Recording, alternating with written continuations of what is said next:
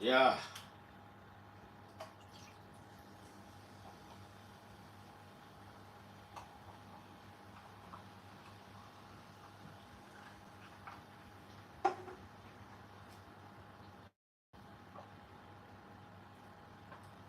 Mm-hmm. Mm-hmm. Ah.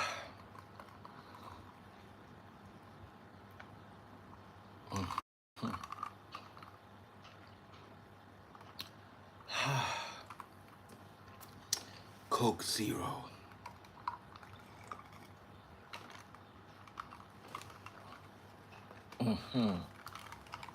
So, must a woman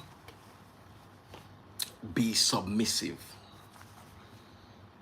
That's the conversation we're having tonight. A gentleman said, hey, a gentleman said, if you don't support your husband financially, at least be submissive. You can't be broke and lack home training. So I put it up on my page, and quite a lot of people are there. Let me read the first set of comments. How much I love this truth. Mm-hmm. Women are not obligated to support men financially. Mm-hmm. They don't come.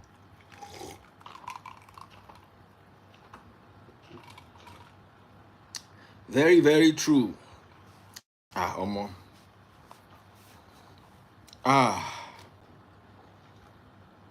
another banger. Let me see how it's doing on Facebook. I just dropped it on Facebook. Like I say, never catch. Ah, okay, don't catch for Facebook too.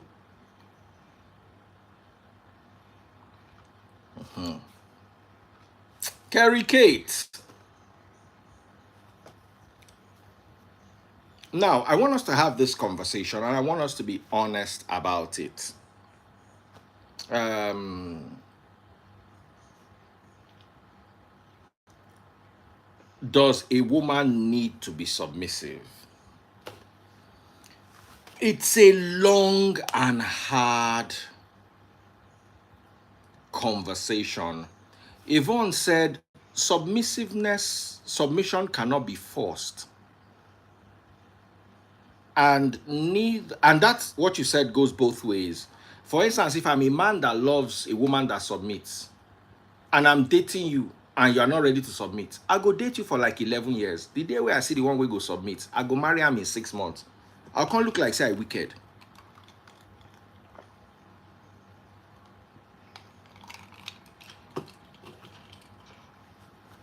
When a woman does not submit to a man, he has his own issues. And when a woman submits to a useless man, it has its own issues. You see, one thing with women is they think they have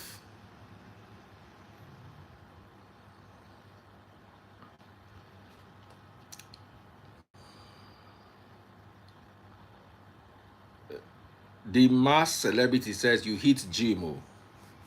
Your apart for house, they fit. I'm just coming from where I took my wife to eat in a Victoria Island restaurant, and the bill is probably your father's 3 month salary. That's if your father is still earning a salary for running around after lizards forming watch night. It's like you are very stupid. Oh, go horror, hit the gym. Me and your papa for house who need gym. Olori Bruku. You go just come talk nonsense.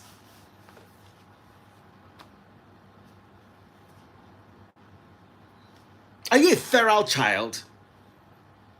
Were you raised by hogs in the wilderness? No, they joke that kind of stupid. Go joke that joke with your papa for house. Oh God. Now joke are they joke. I be your mate. Me and you they hang out. If PT call me now make this kind of joke, or Obi Kubana or chief priest, I go understand where are me and you playing from that you can make such a joke. If it was Bishop Oyedepo sitting in this chair, will you make such a joke? Oh, they know who our mates be. If you come correct, I will never come wrong for you. I'm never proactive. I'm always reactive.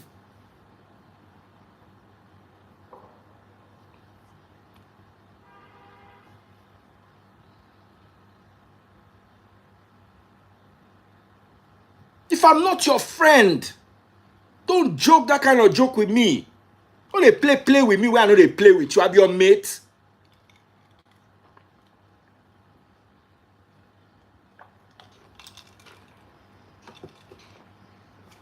Let's say that someone like Dr. John J, where me and him go school together. It's even understandable. Or simply Vic. It's good that you apologized. And I'm also taking back the harsh words I said about you. But don't make, if we're not on that level, don't try to pretend that we are, because I will tackle you. And my eyes are faster than you think they are. You don't type them before you think say you want to delete them. I don't see them and I don't come after you.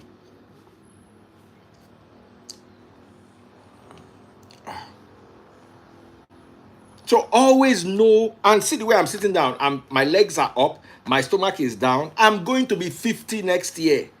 If I have a bit of a tummy, I can. If I challenge you to a push-up context, I will do double the push-ups you do. I will not match you. I will do double what you do. If you do 30, I'll give you 60. If you do 40, I'll give you 80. If you do 50, I'll give you 100.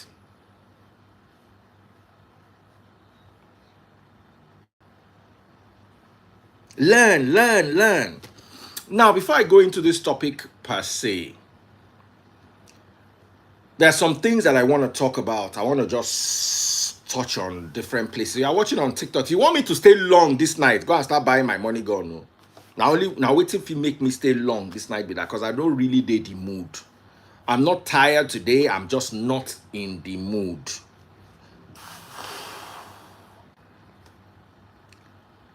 I'm not in one of those moods. You understand?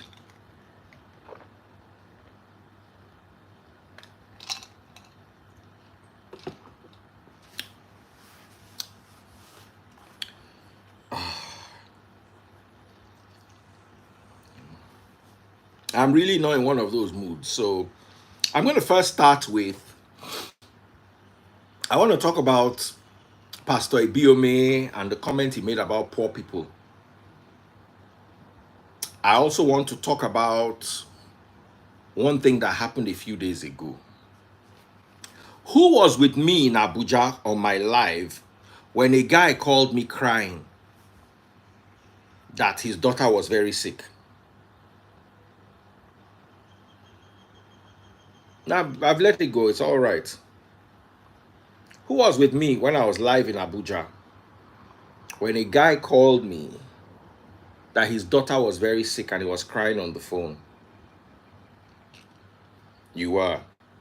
I want to see a few people, at least a few people that were there that day. Who else was there? Shupa was there. God bless you. Uju, thank you very much. Okay. You were on the live. Yvonne was there. Huh? Now, remember the guy called crying and asked for 17K.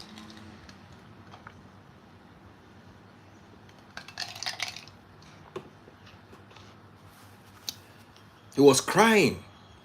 Remember that guy? I sent him 25,000. Why did I send him 25,000 naira? Normally, if you tell me your bill is 70, at least you go enter transport, go to the hospital. If he say, make you buy pink, I just rounded it off to 25. I should have rounded it to 20K because the closest to 17K is 20K. 17.5, God bless you. I rounded it off to 25,000, meaning I added an extra 6,500 naira. 4 days later, this guy calls me. Now, that call where you see, I went to Abuja for a wedding. I had to get food, get clothes, sort out my hotel. I came with my agbada from Lagos. Inside where I packed it, so it don't crumble small. I dey steam am. You understand? The guys at the laundry said it would take me 4 hours. I didn't have 4 hours. I said, okay, since there's an iron inside the wardrobe, I started trying to steam, and I was able to steam it. Arrange my shoes, shower, sleep a bit, knowing that I was going to be up the whole night. We got back to our room 5 a.m.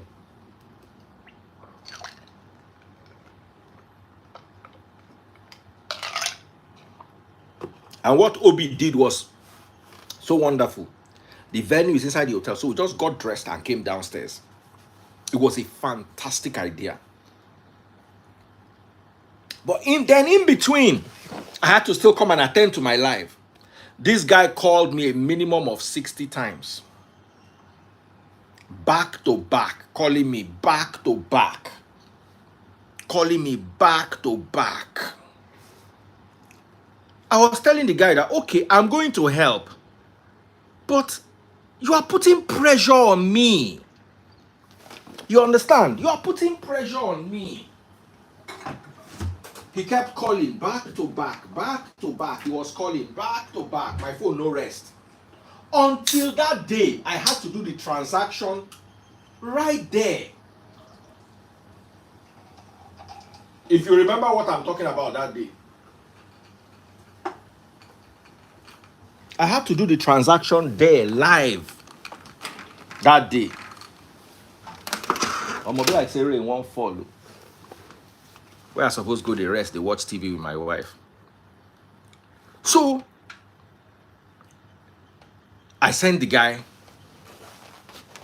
15,000, 25,000 naira. And then, 2 days ago, the guy calls me back and starts crying again that they said his daughter has leukemia. And that he needs 31,000, that some people have helped him pay, that what he has left is 31,000 naira. That I should help him with 31,000 naira. And this guy now starts calling me back to the same way he did that day at the hotel.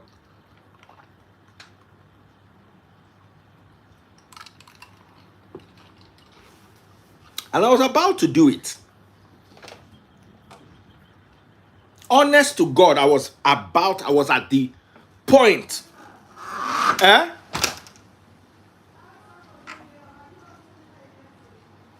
Which Saturday girl?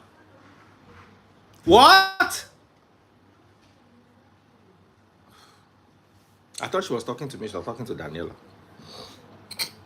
So I was about to send her a message, the guy a message. I think Zenith Bank was now not opening.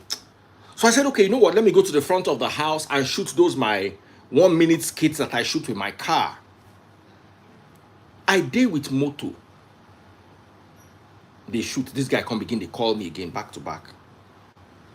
My spirit just said, come. Your daughter has leukemia. How do you know she has leukemia? Because from my understanding of leukemia, it takes...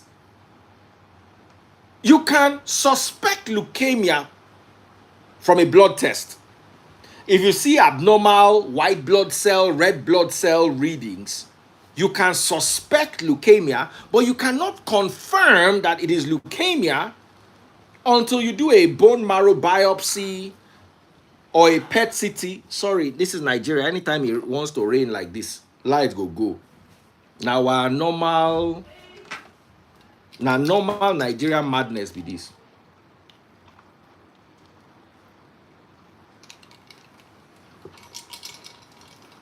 He didn't call to acknowledge. He sent a text to acknowledge. Then he now started calling me. Please, guys, if you've ever lived in Nigeria before, just know, say if rain won't fall, they go take light, but they go bring them back from my estate. But it might be longer than I have It's just that taste buds always comes to take my ish.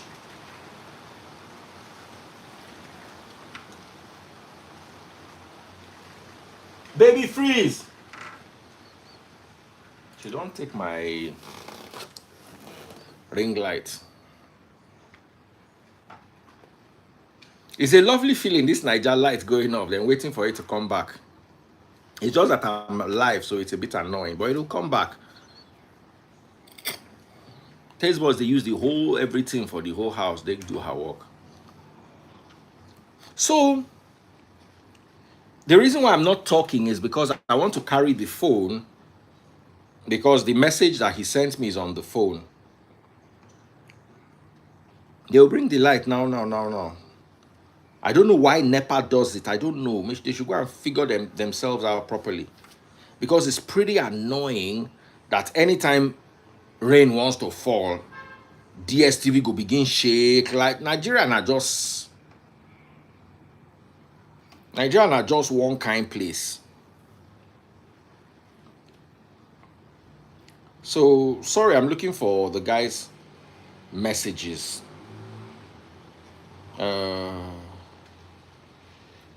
The guy says, I'm looking for it now. The rain we on the threaten, no on the the rain don't want start now. While that don't happen. Sorry guys, I'm looking for the guy's number. Okay, no, that's the Uber guy.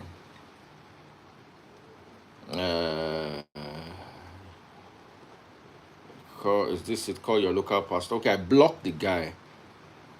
So as I block him, I'm not sure say if he's seen number again. I think I blocked it, so sorry. Let me look for my ring light. Now taste boss who don't come carry him. Now waiting they carry me for this thing like this.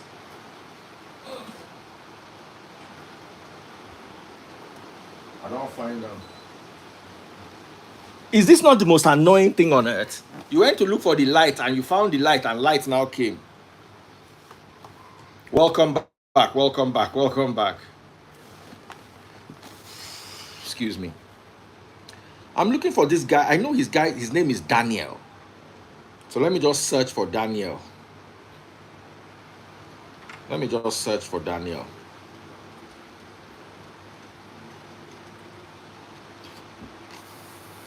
Conversation, see all. I be no be Daniel. Wait till be this guy name. Now blocking number. Am I not supposed to still see his chats?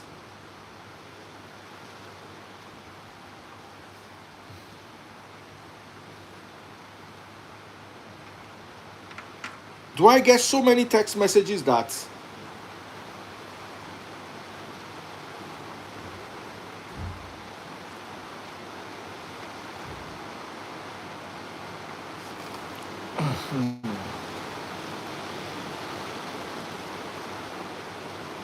I think that the block where I block him. Now I know if you block somebody on WhatsApp, you don't go see their number again.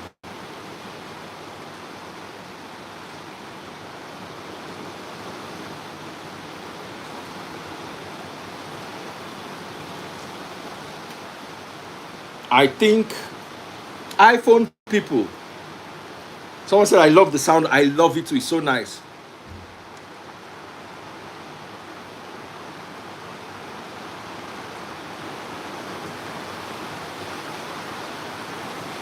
Okay, let me look for his message on Telegram then. Sorry guys, make una no vex. You get why? This thing where they do. You get why? Telegram. I hope Telegram too, because I blocked him on Telegram.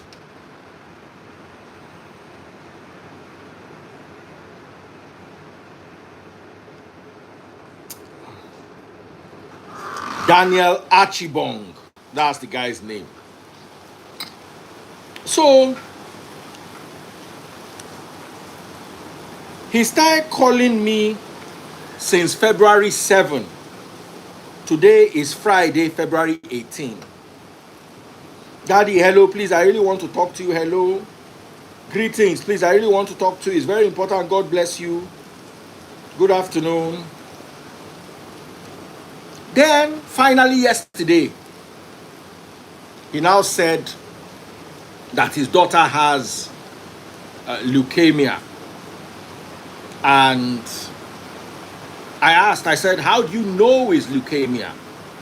What tests were conducted? And he said they did blood tests. I said, okay, send the blood test to me. So this guy has been contacting me since February. I just realized that from my phone. Now we are in April. Now listen to this. So I've sent it, Daddy. Good afternoon. It's turning up and down. My son is really down. And the doctor has refused to touch him. He is bleeding.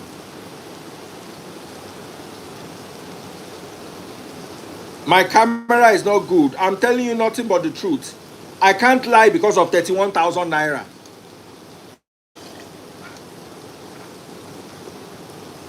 God forbid, how many days will I even eat the money?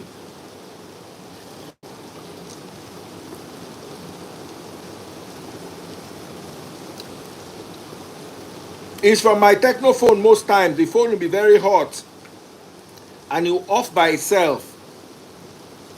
I was rolled its IC issue. As I was talking to you, it tripped off. Daddy freeze. Daddy, have you seen it? What I asked for was the test result. Okay. You want me to give you 31,000 naira? Can I see the test result of this your child that has leukemia? If I dial call on my phone, it's a big issue. The phone will be very hot. My phone isn't good. What kind of temptation is this? My phone isn't good at all. Most times it takes time to deliver images. Please, I'm not a bad person. You could call on video. There's nowhere 31,000 will take me in this life. Sure, they see the emotional blackmail. He kept calling me. I told him, I said, seeing him does not mean anything. If you show me a child, we know well. How you want to tell me, say, nah, leukemia, they do the child. Even doctor, even oncologist, no fit through phone, tell you what they do the pikin. Now imagine he go look, result now he go look. Said he's here on the hospital bed. I can't lie to you. My phone is very bad. I can't upload or do anything. They say you sent account details. It took time before it came to you. I have sent it, but I don't know where it will get due to my bad phone.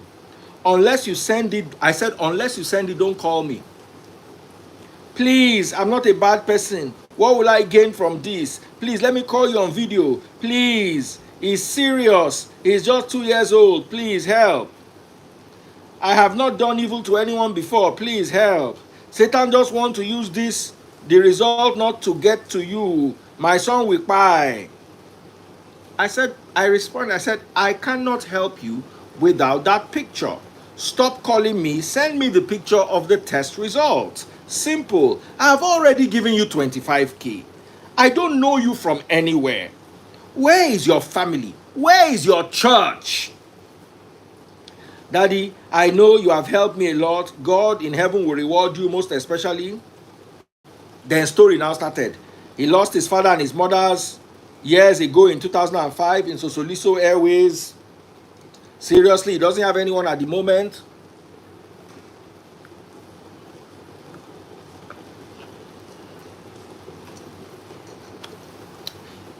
It's not easy to help one individual, doesn't have the mind of helping. When I was working and doing well in life, I used to help a lot because I don't know tomorrow. Then he started calling. I've dropped the video. No video ever came in. Please, Daddy, have you seen it? I now called him video call. He didn't pick. I called him video call again. He didn't pick.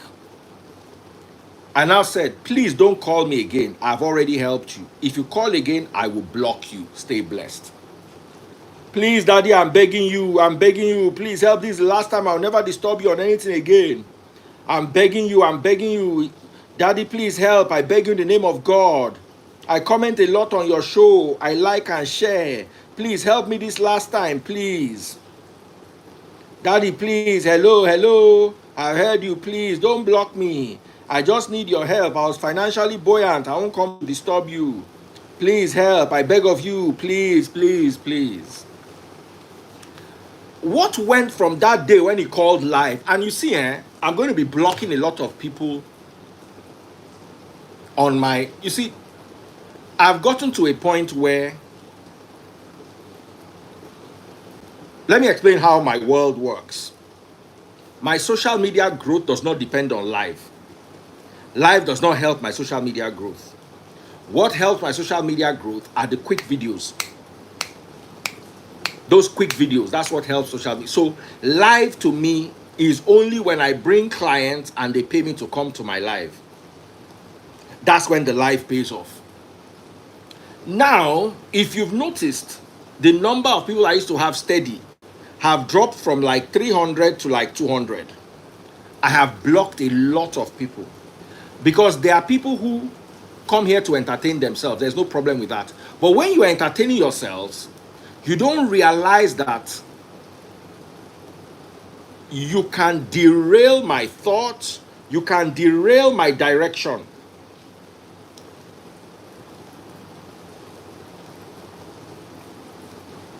That day, that guy started crying on the phone. My spirit did not trust him. But everybody was like, Daddy, please help him. Like, I swear to God, next time, there was a day I brought somebody on my live. And the guy was telling his story. And they said I should put account number. I should paste account number. If you come to my live, the only way I raise money is through the Free Nation account. Then at the end of the day, we'll gather what came to you and give it to you. I never, no matter how pathetic, let me just write, everybody that is here today, please write this down. If I ever bring somebody to this live, and their story is pathetic and is crying, tear-jerking, and you say, paste the account number, we block you permanently. I want everybody listening to me to repeat what I just said. If I ever bring somebody to my live, and that person's story is touching, and you say, paste that person's account number, I will block you, and the only way you can watch me is if you go and use another account. I will never unblock that account, no matter how close you are to me, unless you are somebody like Simply Vic.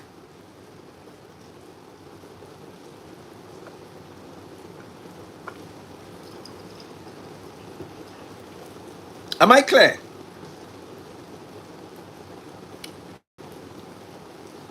If I bring somebody, Daddy Freeze, let us help. Oh, Daddy Freeze, paste his account number. You'll be amazed that those people that are saying paste the account number, they will put 1,000 naira or 500 naira. And ginger people to send money. And many of the times, these people are ungrateful. There was one person that I raised a lot of money for. Do you know that person? I raised it through the Free Nation account. That person never called back to say thank you. I had a story that almost landed me in EFCC. A man that sat on the street with his child, say the child, they go, Benaya. We raised about $200,000. It was a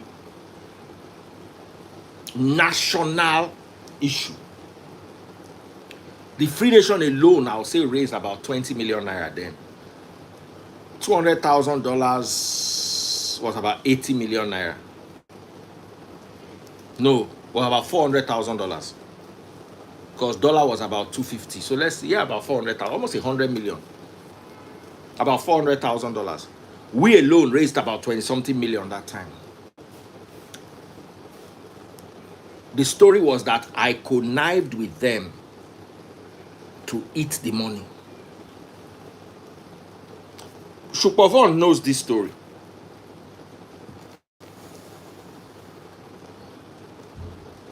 This was 2017 or 2018.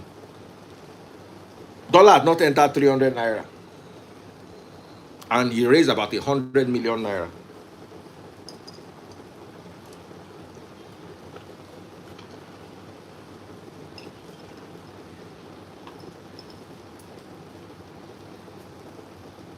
I'm going to say, why Daddy Freeze like dollars? Because if I say 100 million naira, if you think of it in 100 million naira, you don't have sense. That's why you don't understand where I'm coming from.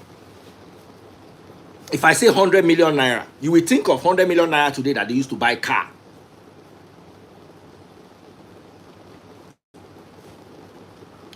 In 2018, my friend sold his used Ferrari for 50 million naira. So you understand the meaning of naira.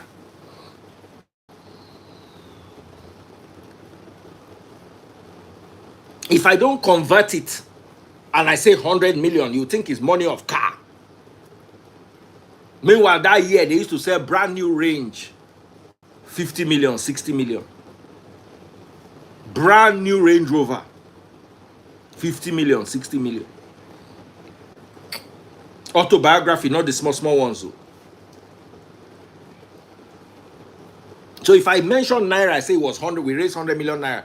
It will now look like 100 million naira is like $60,000 or $70,000. That time, 100 million naira was nearly $500,000. Because dollar itself was like 220, 230.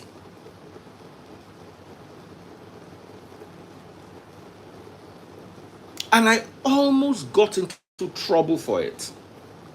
Luckily, not one naira passed through my hands, and not one naira came back to me. The guys came to my office and offered me 500,000 naira. And said, Daddy Freeze, let's give you 500,000 naira for all the work you've done for us. And I said, no, there was a woman whose sister had cancer then. I just pointed to the woman. I said, pay to the hospital. Let this woman go and collect the treatment. So 1 naira did not enter my hand.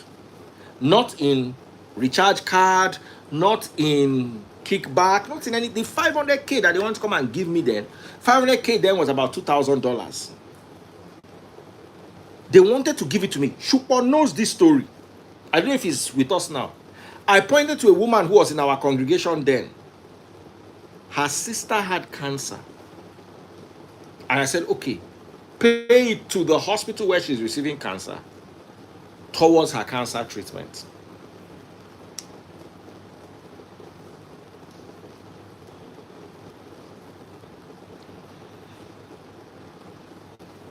So, I want you to understand that you may be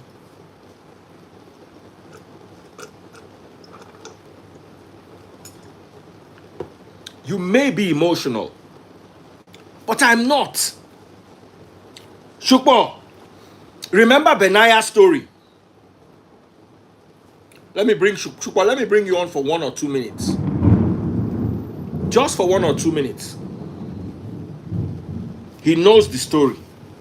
At least if I did lie, he go cut my lie.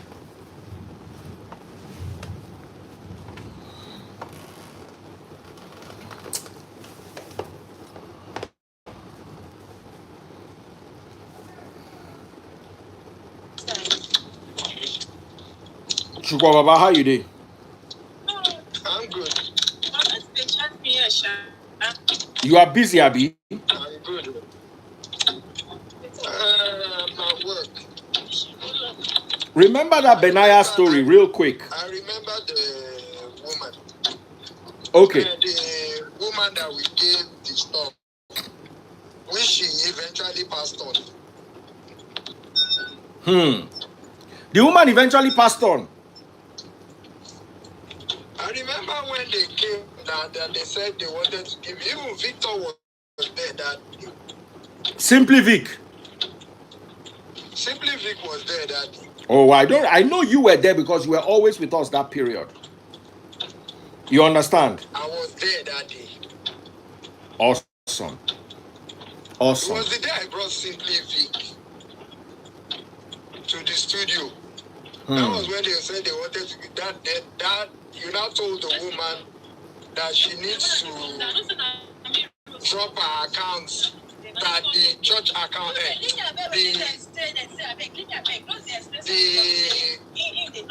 what do they call that? They sent it to.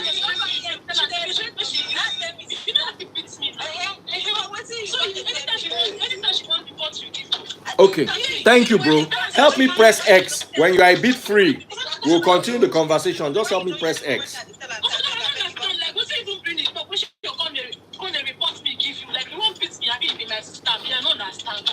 Press X to call. Because I'll call you back. Let me drop off this right now.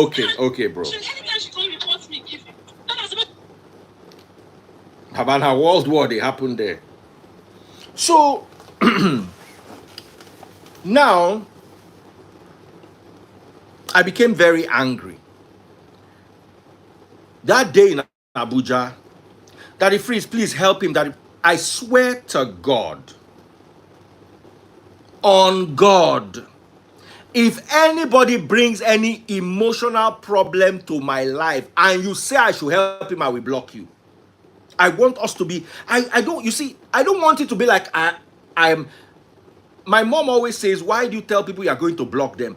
I would like you to know so that you will not call me, and so that if somebody else is calling me and saying, Daddy Freeze, why are you blocking people? Why?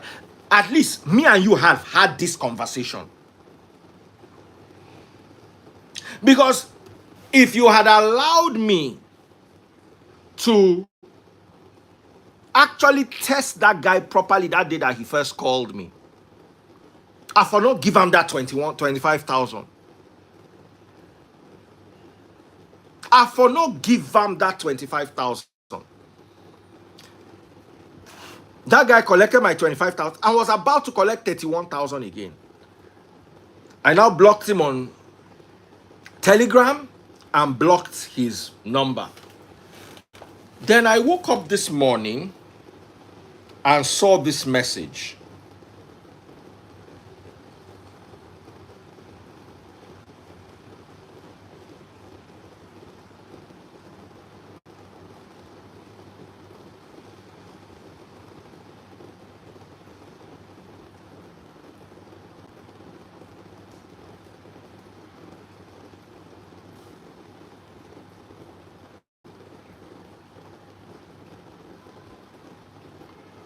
I got this message.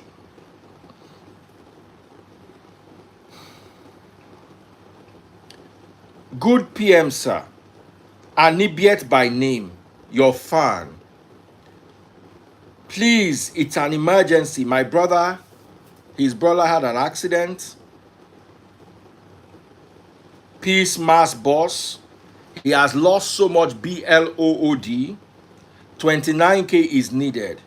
Please, it's his first time seeking help from me. I responded, I don't know you. I'm sorry I can't help. Call your local pastor or family members. Do stay blessed. And going forward from now, if I don't know you, I will not help you. I've had enough of being treated like I'm stupid. If I don't know you, if you are not recommended to me by somebody I know and trust, the fact that I know some people does not mean I trust them. And innocent people are going to suffer. Because genuinely, I know down the road there's going to be someone who genuinely needs this help and is going to get this same message. And then my problem with internet people is you guys get so carried away. You can't do. I was telling the story the other day of the guy who took his wife to a hospital. And then they were blaming the hospital for not. They blamed everybody except the guy. They blame the government. Has the government failed us? Yes, it has. They blame the hospital. Why did the hospital reject when they brought 100,000 naira deposit? Nobody blamed the guy. You have 2 children and you still they give white woman belly and you don't get money. You are not childless. The way Nigerians think, the key to Nigerian people's emotions is twisted. I've realized this. All somebody needs to come and show you is they are poor and they are being oppressed. Immediately you begin to run for them, not realizing that sometimes poor people are the worst type of oppressors. Somebody said, what if they are Free Nation members? If they are Free Nation members, they will go to Shupo. Shupo will verify them. Unless they are Free Nation members that I'm familiar with, like Vidoma or Samaria, or people that I am familiar with.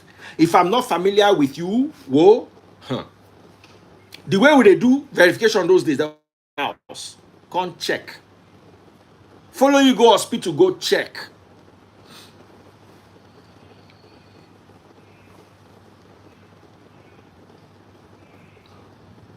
You see, if the guy had only 1 child, or this was his first child, I for no blame the guy. You get 2 children, you get woman belly, and you don't get money, and nobody's blaming you in the whole equation. Nobody's sitting you down to ask you that 220 million people you are contributing to people that cannot eat, and you don't have. So okay, so you will bring the child come this world. Who go come they feed them?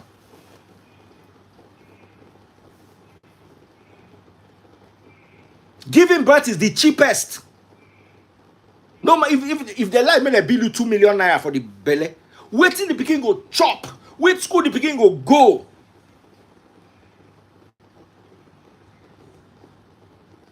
And when you talk, they will say, person where God don't do his own. Go they think say other people they lazy.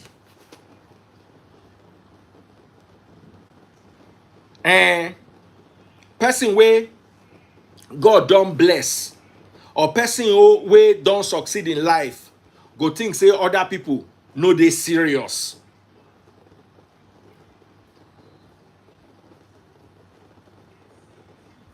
Nobody knows how to sit down and actually reasonably analyze situations. You are governed by your emotions. Then you come and start attacking me. You come and start attacking Daddy Freeze. Why can't you help him? You have money. It's not like you don't. If I like, let me have money. What I'm wearing on my wrist is 30 million naira. And I wait. And I don't have 100,000 for you because not be me born you. That person will give your mama belle take born you. Go hold lamb, go lock in cloth. Your governor, go lock in cloth. Your president, go lock in cloth. That your pastor where your parents pay tithe to every month, go lock their cloth. Why are you coming to me? Waiting concern me and you. Why are you coming to me? Entitled to my money. Did they tell you Free Nation pays me a salary?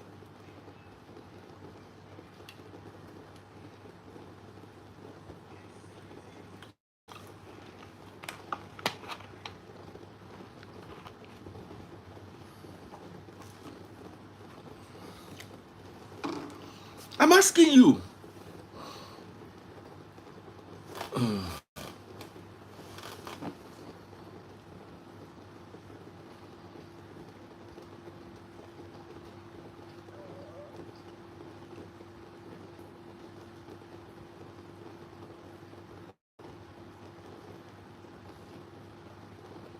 Did they tell you that Free Nation pays me a salary?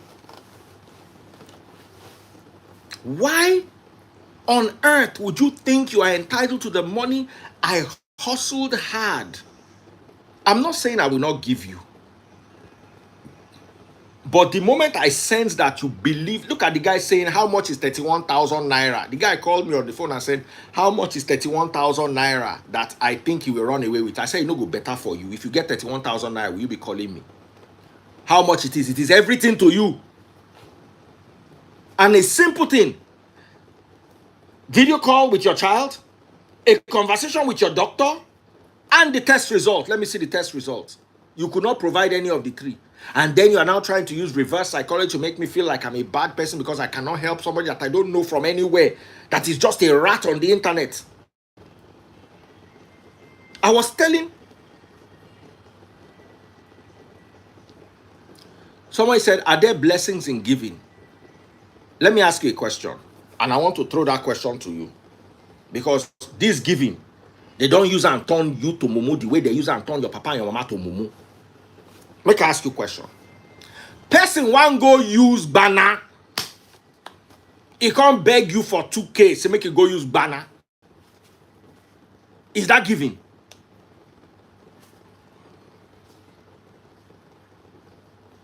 Is there a blessing in that giving? Let's have that conversation. Is there a blessing in that giving? That day, there's a gentleman that does my floor where I park my cars. I have this very lovely brown floor. But because there was a leaking chamber underground, and the guy who I contracted to do my floor did not, he just covered the whole thing, including the chamber. So we now have to drill the floor. Luckily, I had an idea where the chamber was, so we did not have to drill too much. We drilled the floor, repaired the chamber, and then I had to polish it again.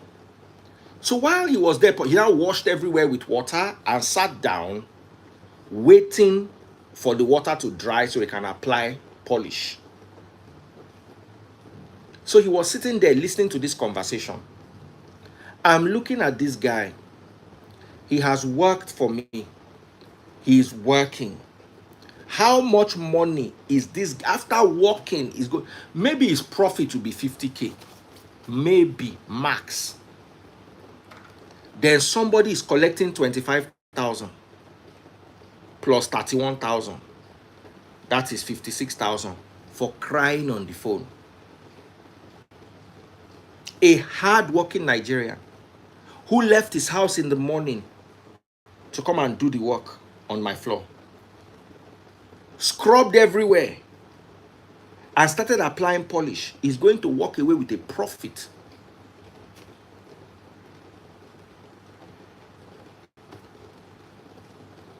of 50,000 naira. But an internet olori buruku is going to cry on the phone and walk away with more profit than that guy did. How do you think this guy that is working will feel? He has a phone too. Maybe if he goes to Obi Kubana and cries, then he leaves there and goes to PT to cry. By the time he cries for 4 people, he don't raise like 500,000. Sometimes giving enables social disintegration. Sometimes that giving that you are giving is why the country is the way it is. I'll give you another example. I was driving from ShopRite. This happened like 12 years, 13 years ago. I was stuck in traffic. Then those little girls that beg in traffic came to beg me. Before they begged me, the car in front of them gave them like 2K. The car directly in front of me gave them like another 2K. This happened in my presence. So while I was there for like 10 minutes, they don't collect like 5K. Then there was a line of Keke Marwa people waiting for their turn. You know, when the first set goes, they come back, then they go and queue again. And I sat down and I thought about it. I said, these Keke Marwa people, these guys that are doing this Keke walk, am I sure that by the time they are done in the day, they have this 5,000 naira that these girls collected as profit? after working, because they are done working, they have to buy fuel, they have to maintain their cars, they have to pay the owner. That's if they don't own it, they have to pay the owner, and they are still. So would they be left? So why don't they come and stand on the road and beg? Sometimes when you are giving these people, you are not helping them, you are enabling them. Because I saw it today that the biblical construct of giving has been so badly. They say there is they are blessing, they are giving when no get blessing, when a curse. Person where one go drink, you give her money to go drink. Person where one go use substance, and you are telling me there are blessings in giving. He get blessed, he get giving when no get blessing, where carry curse. Now me that the priest tell you.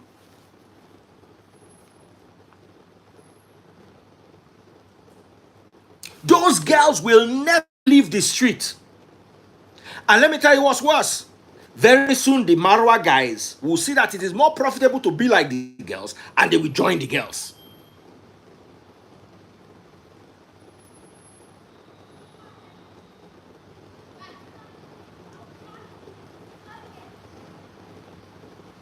Samaria said unless they have disability. There are people that have disability at work. There are people who have disabilities that work. Disability is not. Steve Hawkins could not even talk. Disability where you get where you fit crawl for floor. Disability where you get where you fit limp. Steve Hawkins was bound to a chair with his neck bent to one side. He could not talk. Yet he was still walking. He was still even appearing inside movie. And you are telling me disability? Everything in this life can be labeled a disability. Very soon, woman will no fit born pikin go say him dey disabled.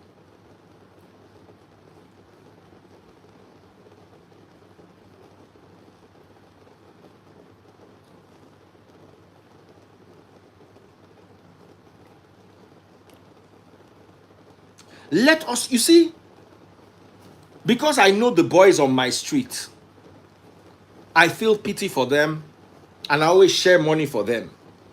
But those are the boys on my street. I have seen that Nigerians use every excuse they have. Government no good, government no good, government no good. They don't turn on to opportunity to beg. Let me explain something to you here. If 10 of us have 10,000 and one person can successfully collect 1,000 from all of us, that person will be richer than each of us. Just, I want you to understand this. There are 10 people with 10,000 and one person with nothing. And that person is begging each of them for 1,000. By the time he begs the 10, he will have 10,000 and each person will have 999,000. Let that cook.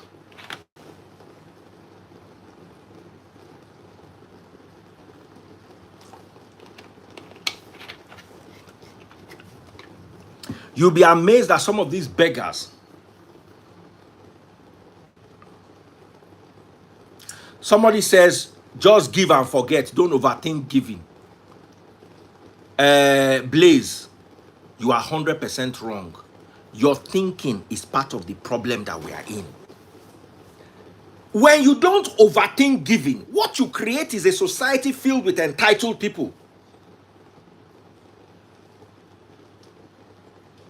Before you give, let me tell you, when you don't overthink giving, the people that need giving will never get it. But the clever ones will wriggle it and get it from your hand.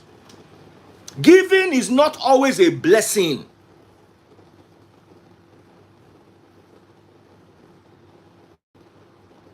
Pentecostal thinking has done nothing but destroy Nigeria, where givers never lack. I know givers that lack. I know givers that can't eat. And I know stingy people who are doing well. Most of those your billionaires that you are seeing, they are some of the stingiest people you will ever meet. Some billionaires will not buy brand new cars because they will say the car will lose value. Instead, they will go and buy a 2-year-old car. Warren Buffett is one of the stingiest people to himself and one of the richest in the whole world. Warren Buffett's money is the most steady. He has always been top 5 for the last 30 years. Warren Buffett, they fry his own popcorn, they drive his own car. He doesn't have a driver. He was driving a 1990 Honda until somebody told him that this car will buy you. This car is not safe. You are an old man now. Warren Buffett has a company that builds private jets. Yet they enter commercial airline. That recently begin to fly private jets.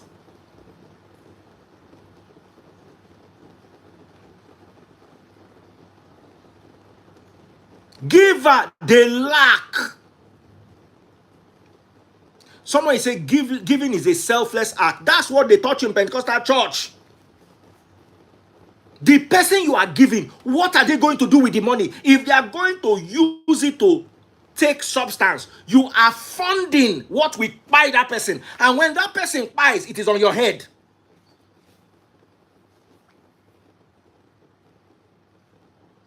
It's like giving a teenager a brand new Ferrari, say make it drive and go prom.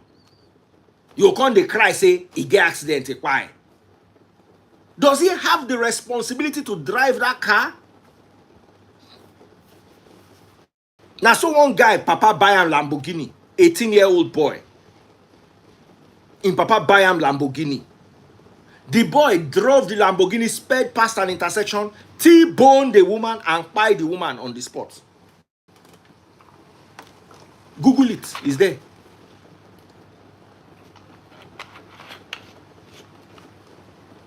Somebody is saying,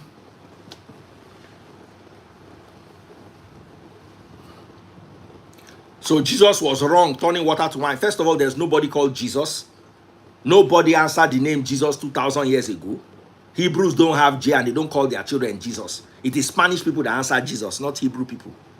Problem 1. Problem 2, there's nothing wrong in turning water to wine. We're not talking about wine here. We're talking about substance. So, okay, imagine say, Shupo beg me money. So make I give him 10K. I can't give him the 10K. Can't go use the 10K, carry a shower. Make it make sense.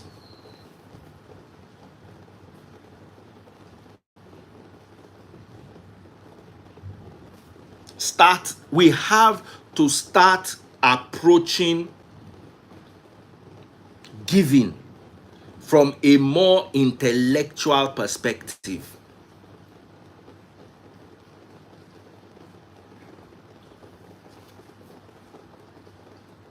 Someone say kindness is wrong when you overdo it. Absolutely. When you do it without reason.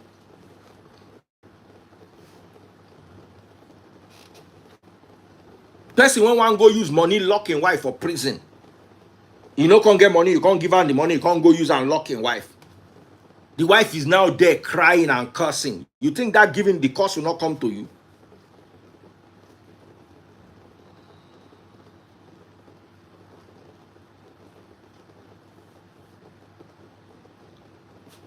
Ogburu Ejit official.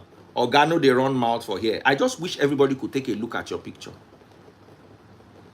You look like when person gets stroke, when he can't one recover, the one can't do before and after. Now your picture that they used to do before. Olori Buruku. The only problem is the condition where you get, you know, if you recover from him. Omashori Buruku Kuni. This thing when they do, you go do you till you buy, till you enter forest, lost, begin to wander like person we don't craze. You know, go better for your papa. Come back here, come back here, come back here, come back here, come back here. Wait till you talk, say your name be again. Ogburi Git official. Go home and tell your Olori Buruku papa we give your mama belle. We forget to wear condom or give your mama postinor. Ìwọ tó yẹ kó ti bá nǹkan oṣù lọ. Kan ti rà pẹ́ sínú pad àbí kan ti ṣàn ẹ́ dànù sínú sókàwé. Kò ní dá fún ẹ. Gba rapture. Some people know they know when people they know they play with them.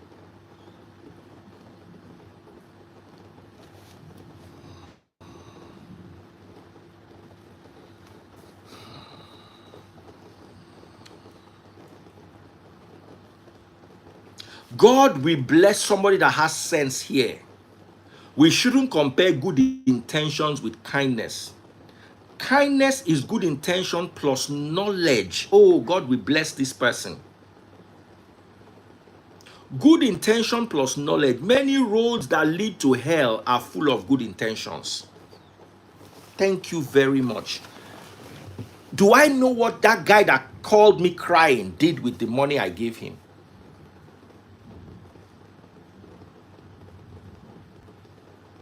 It is only God that can look at your intention. Human beings, sometimes your intention may be good, but you are creating problems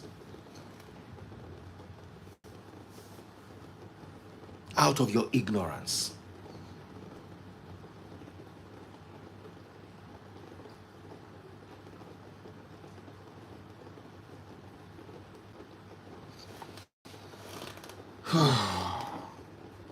So let us go back to our topic today. I just wanted to, and I've succeeded in spending the last 1 hour talking about the things that have made me angry over the last few days. And it all started with me giving a stupid person 25,000 naira that he did not earn, work for, or deserve. Forgive me for my rant, but there's something that needs to be said. We cannot continue to indulge people. We cannot. You are giving a man money to feed his family, but he's using it to carry girlfriend, and his children are crying for food. Are you helping? You are not helping. You are indulging.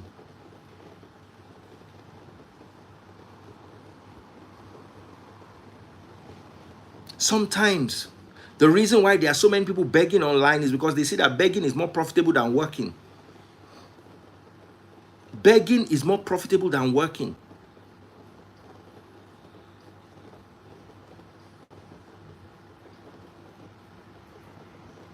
So all that one, anybody now from today, after what I saw with that guy in Abuja, after that cry, we will not say that the freeze help him. Anything where they do you, if you not get pastor, you not get papa, you not get mama. If you're a member of the Free Nation and I know you, is fine. We'll sort it out. But say I know you, I'm your fan. Please. As you are my fan, you're a Bikubana's fan, you are a Chief Priest fan, you are Davido's fan. Call them. Now, let us go to today's topic. Must women be submissive? I want us to talk about this, and I want us to be honest when it comes to this. Must women be submissive? Now, the answer, to be honest, is not necessarily. In 2025, Obiajilu, thank you so much. A woman does not need to be submissive. But there are advantages to being submissive. And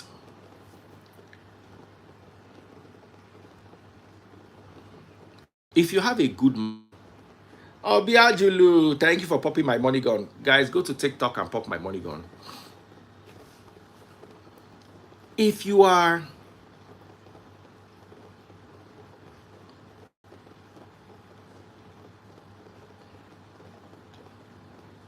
a good man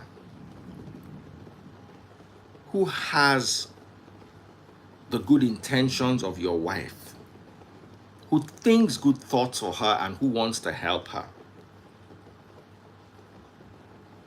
it is good to submit to such a man. Not a man, a wicked, uncaring man who doesn't care about you, who cannot take care of you, but just wants you to be submissive. I read a story today about a guy, Iyabo Ojo's daughter's husband, dated his ex for 4 years and eventually left her. When rain starts, they take light. When rain stops, they take light again. Nigerian light. If they are happy, they take the light. If they are sad, they take the light. If their wife born, they take the light. If their wife is barren, they take the light. Then he met Iyabo Ojo's daughter and got married to her within 8 months.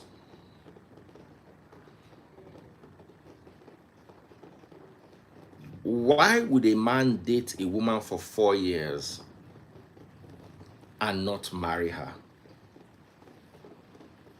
Then date another woman for 8 months and marry her. I knew they would bring it back now. In my estate, we have 24 hours light. Very rarely does the light go for more than a minute or two. You see, where we live, and you can't blame you see, you need to understand that. If you know my stance on the government, I've never blamed the government for anything. Unless you go and bring a government from Mali to come and rule Nigeria, then we can blame the government.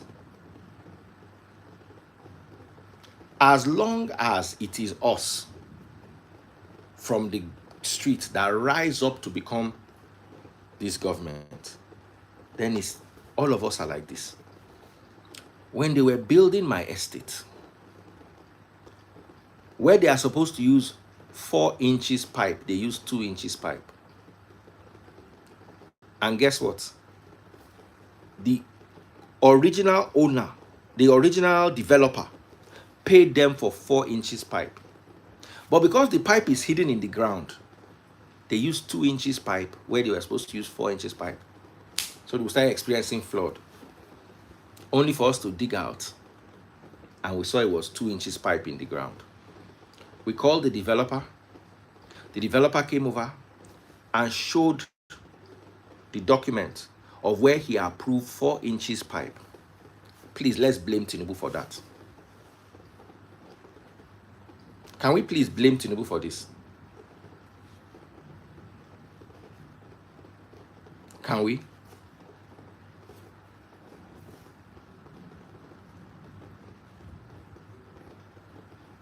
Please, let's blame Tinubu for this. Because Nigerians love to blame their government when the government is a reflection of you. The government is you. You are the government.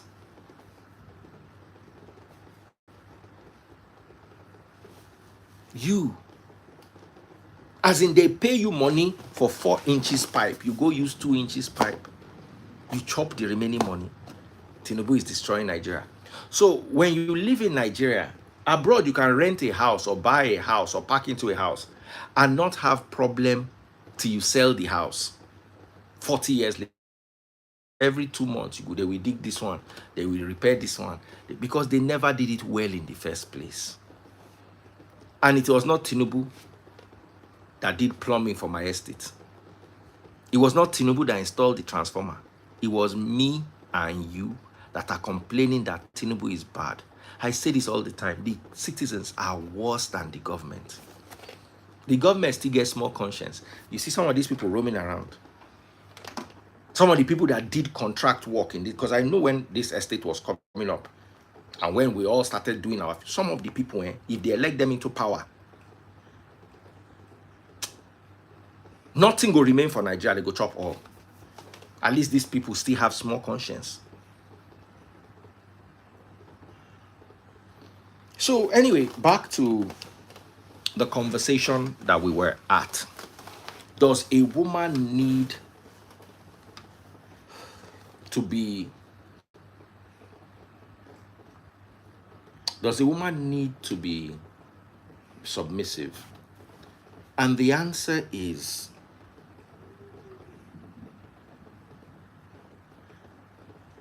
it depends on what the man is looking for.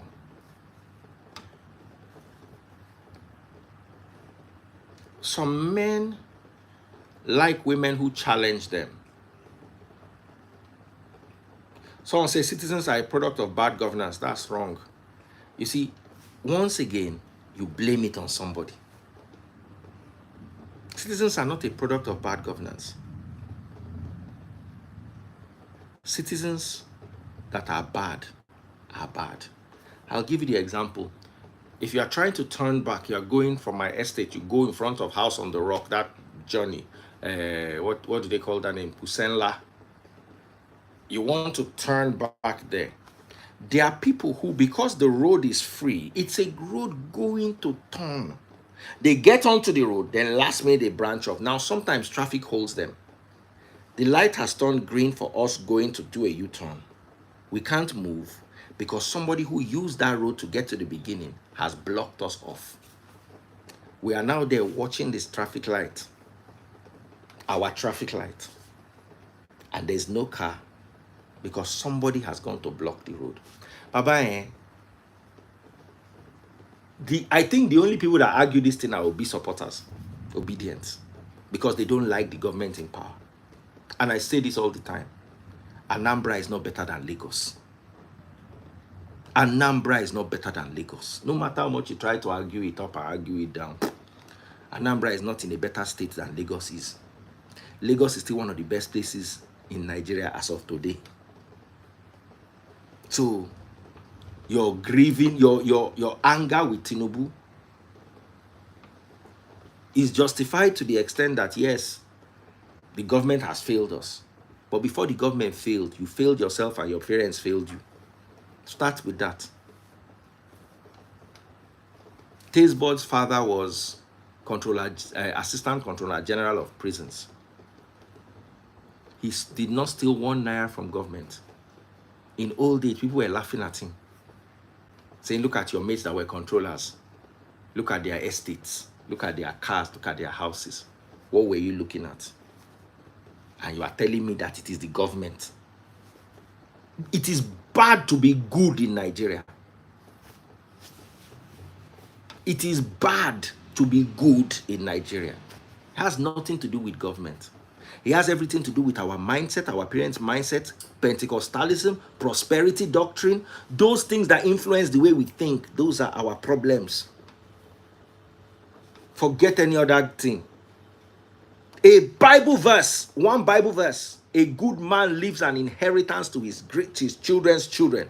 Is one. If I had, let me tell you, there are things that I've crossed out of Bible. That's one of the verses I've crossed out of Bible. Not because it is wrong, but because of how dangerous the misinterpretation of that verse is. You will sit down and think about it. Was John the Baptist, was he a bad man because he did not leave an inheritance to his children? Was Paul or Peter or Christ, who did not have children and not leave an inheritance, were they bad people? And let me tell you something. When you raise useless children, they will squander the inheritance. They will squander it. All our governors and former governors, where are their children today? Their children should be leading now. They had the best education in the best schools. They were sent abroad. Where are they in the scheme of things? Where are Babangida's children? Where are Abacha's children? Where are Obasanjo's children? Where are Buhari's children? They had the best. Forget any education you had. They had better education than you, access to better education than you. Where are they today in the scheme of things?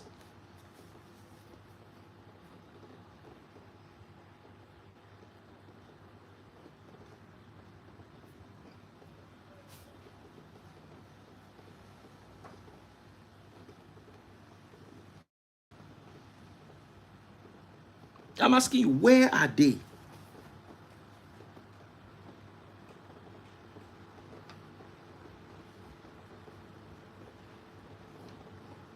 Where are they?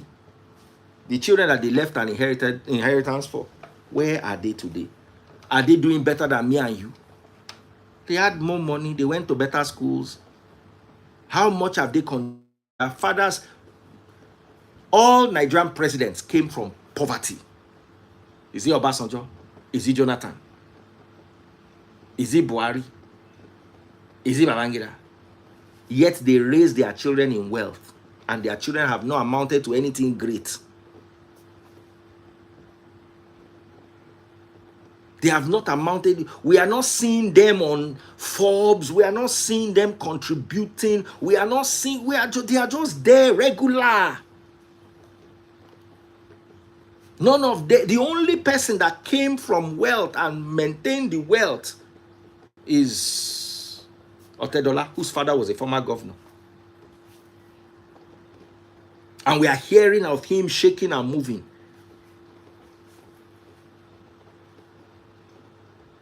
So when they say, people say, well, they are regular. Some of them are even nurses abroad. Some of them are doing regular work. Some of that money that you thought would never finish has finished. Some have squandered their own.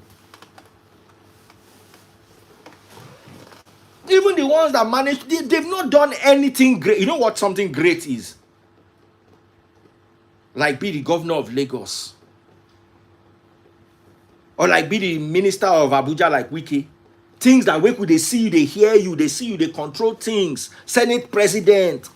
Nothing. Nothing.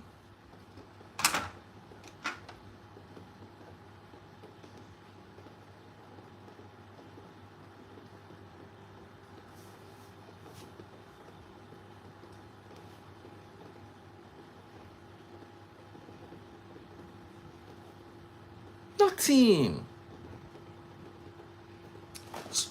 You see, those people you are mentioning, they are 1%. Donald Trump, David Mark. You are mentioning one. As in, I've met, where are Jonathan's children today? Where are Babangida's children today? Where are they in the scheme of things globally?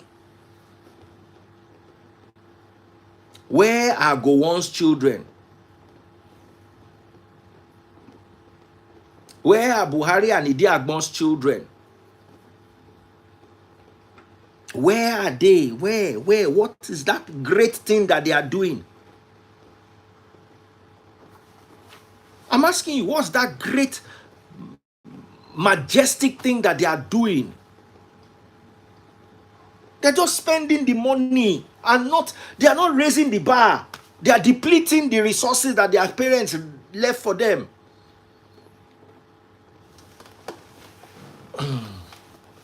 Compared to their parents, they are underachievers.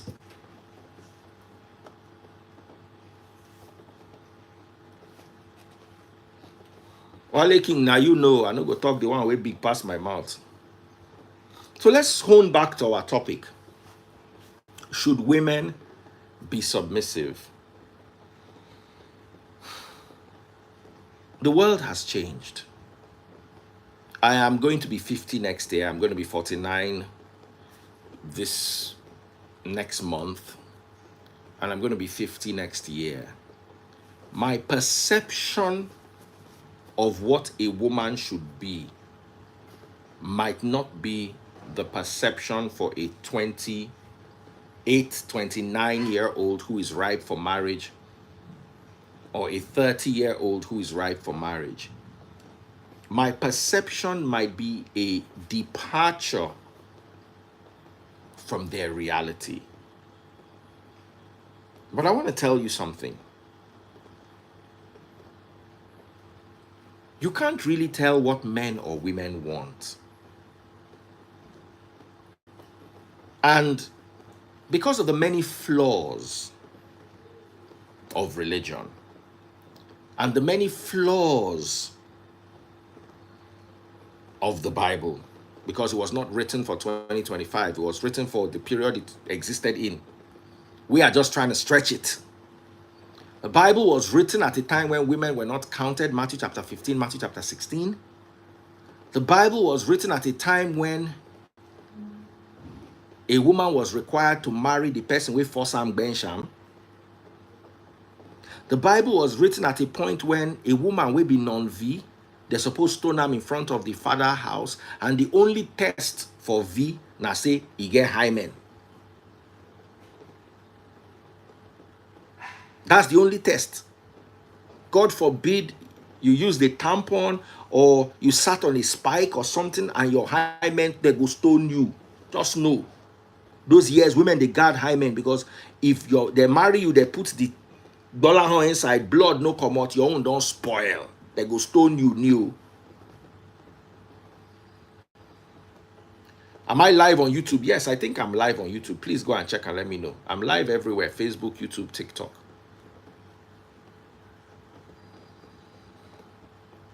So, when you carry this Bible and you say, okay, you want to use the Bible as a yardstick, you're going to ask a lot of questions and you're going to have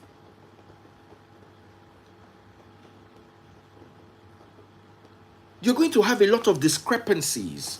And you're going to do a lot of cherry picking because what part of the Bible are you going to choose and what part are you going to cast aside?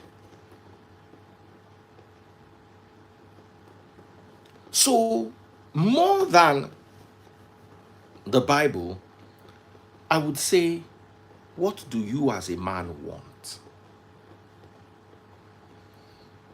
Do you want a submissive woman? The Bible is your guide. You can't throw it away. But you also cannot be rigid biblically. Because then you will find that you get to positions where you cannot answer. For instance,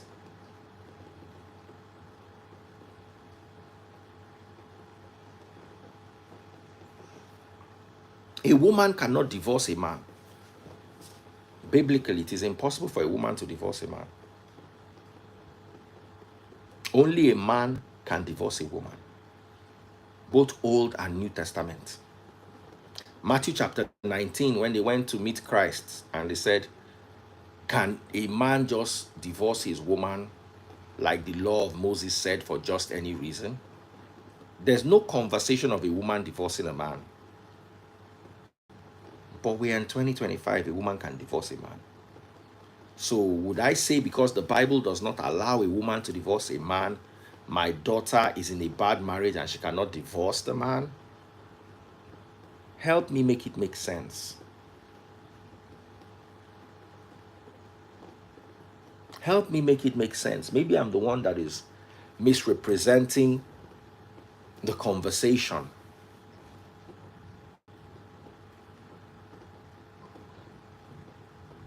Help me make it make sense. Mrs. Rita, I said Mrs. Rita. Rita Osa says, should submission be subjected to women only? Biblically and societally, for us Africans, women submit to men.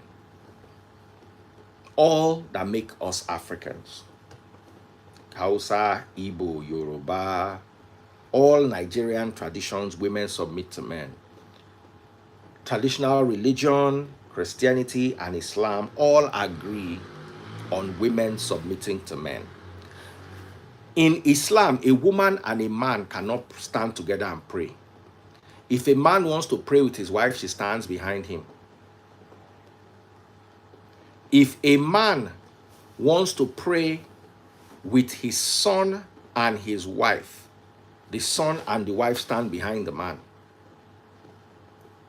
Now, if a man and his first son want to pray with his second son, his mother and their sister, the man and the first son will stand together, and then the women will stand behind them.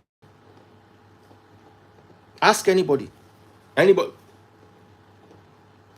Wale is a Muslim. In Yoruba, they say, want to safu. How about tosa? If they line up to pray, women must stand behind men. Women and men cannot stand together in prayer.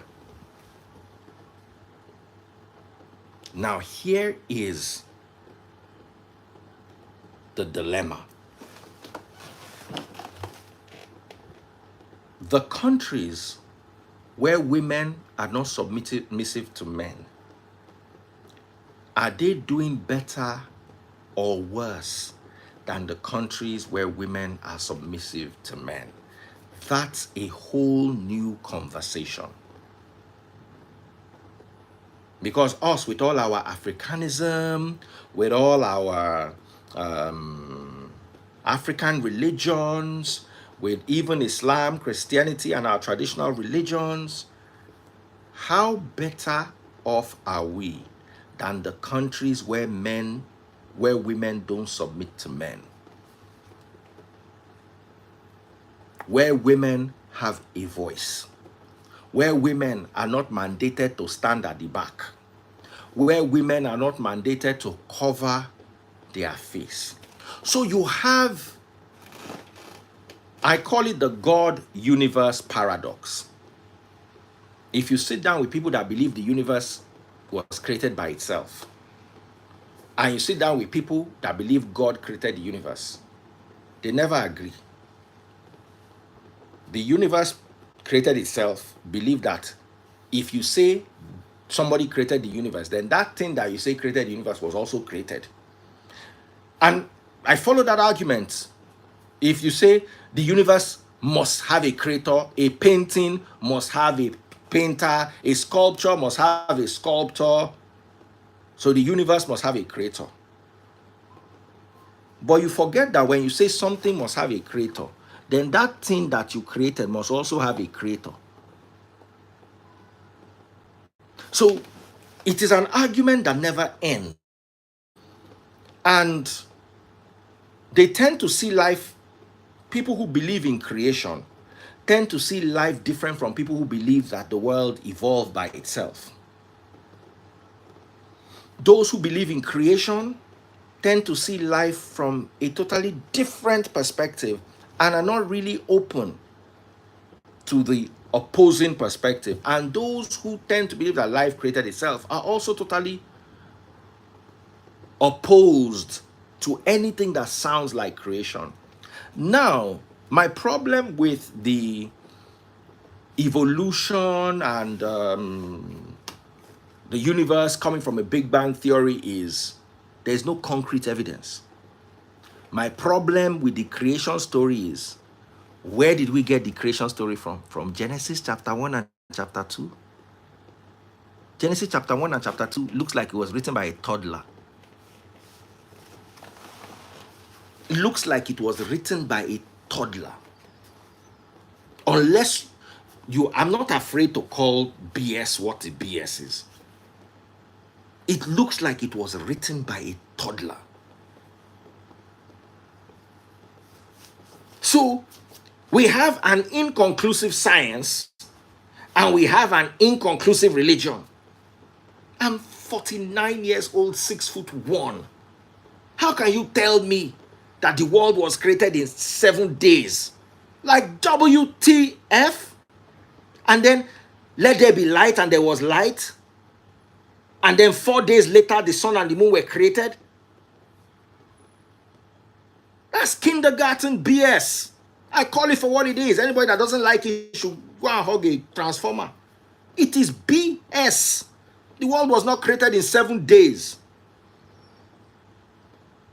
And the sun and the moon were not created before human beings, or after human beings, or after plants. Imagine plants and animals were created, and the sun and the moon was created after plants.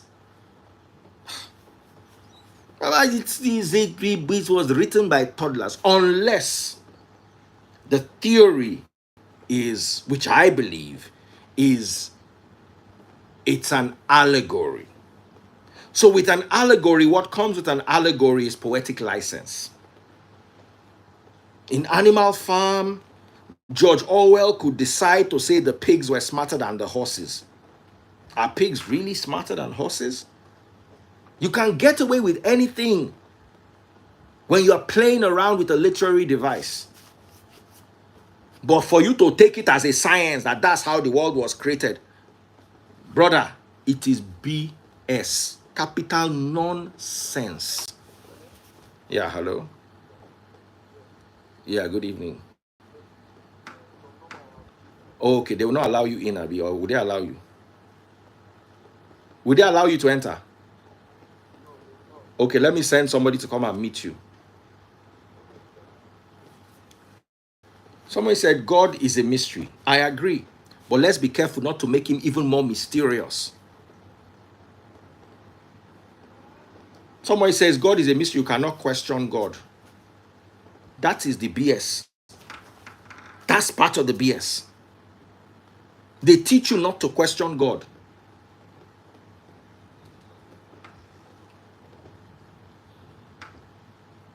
So we have two inconclusive sides. We have a side that brings out science and sounds right until they start getting stuck. They have no concrete evidence for the asteroid collision. They have no concrete evidence. The Big Bang and the wormholes and the black hole theories, they're all inconclusive. But hey, don't get excited. Genesis chapter 2 and Genesis chapter 1 and Genesis chapter 2 were written, if it was supposed to be the account of creation, it was written by a toddler. I can tell you that for free. It was written by a toddler. It makes no sense. Genesis chapter 1 and Genesis chapter 2 do not even look like they come from the same religion. It's like two different religions, two different accounts. So we get to a position where, that's why I call it the God universe paradox. None is correct, none is wrong. It is not exactly a superposition. It is just a situation where neither is right, neither is wrong. You can't tell what is right and you can't tell what is wrong. So you are freestyling it. That is how life is. At 50, I would want a woman to be submissive. And you can't blame me for it. I'm not 20. I'm not like you. I'm not your age. I believe that if I want to marry a woman that I'm going to spend my money on, that I'm going to sacrifice my time for, I believe she has to be submissive. I will not submit to somebody who is my mate. You understand what I'm telling you? Because once I see you as my mate, any day they knock door, say bill don't come, Baba I go tell you, say hey, go collect them. And the biggest problem with women that don't want to submit is, just like the people that like Christianity and Bible, they like the parts that suit them. You don't want to submit to a man, but you want him to pay your bills. It doesn't work like that. Women that don't submit don't get taken care of. I can marry a woman that does not submit to me, but everything are 50-50. And 50-50 is because me and you are any. The month you go and by mistakenly earn more than me like this, if he turns 60-40, Baba na equity you. Shake buy and no go send give your mama anything. But when a woman submits to you, and a woman gives you herself, like, I am your property, not in the way that you own me and you can do with me as you please. I own my Mercedes Benz. I just ordered the oil. Let me show you something. I just ordered the oil from America. I own it. I just ordered the oil from America. Let me show you the bill. Sorry, let me tell them to go and get the suya. I'm coming.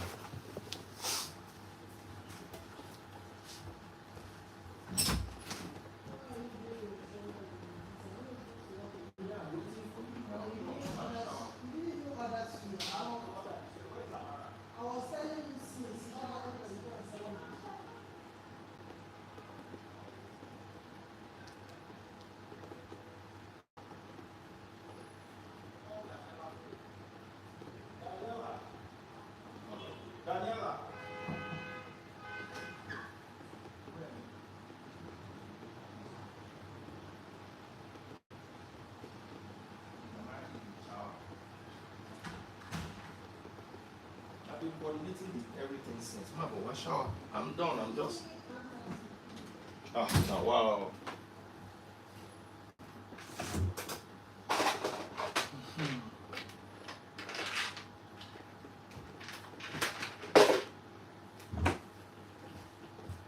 Sorry, guys. One second.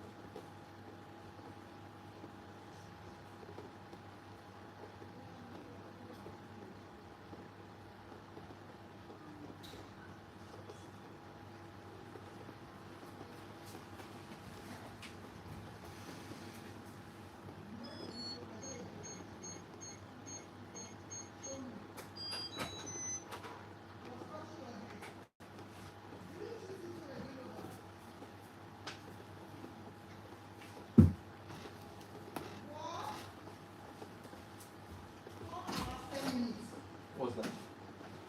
What happened? His screen time 4 hours 10 minutes and starting with February relating to chatting. Daniela, please hurry. You can get. What? Yeah, he's just at the gate. Once you get there, just ask for number. They don't they rig baby freeze. Oh shit. Welcome back. So I wanted to show you something. So when you see the concept of ownership is not necessarily a bad thing. I said I was going to show you. I wanted to show you. You two, you overdo things. Which one is you're on the phone for 4 hours? Then tomorrow you come and be crying for me to beg your mother. What's the problem? How can you be on the phone for 4 hours? You they mess up. Not be downgrade. You they mess up. I go tell you truth. Put the phone down. You to leave phone. They use phone. Then Poya, go to your room. Since morning, 4 hours. How many hours are you supposed to be on the phone in a day? 3 hours. You now spend an extra hour. You say if you know they try. They don't feel beg for you. Oh yeah, be going. Let me do my work.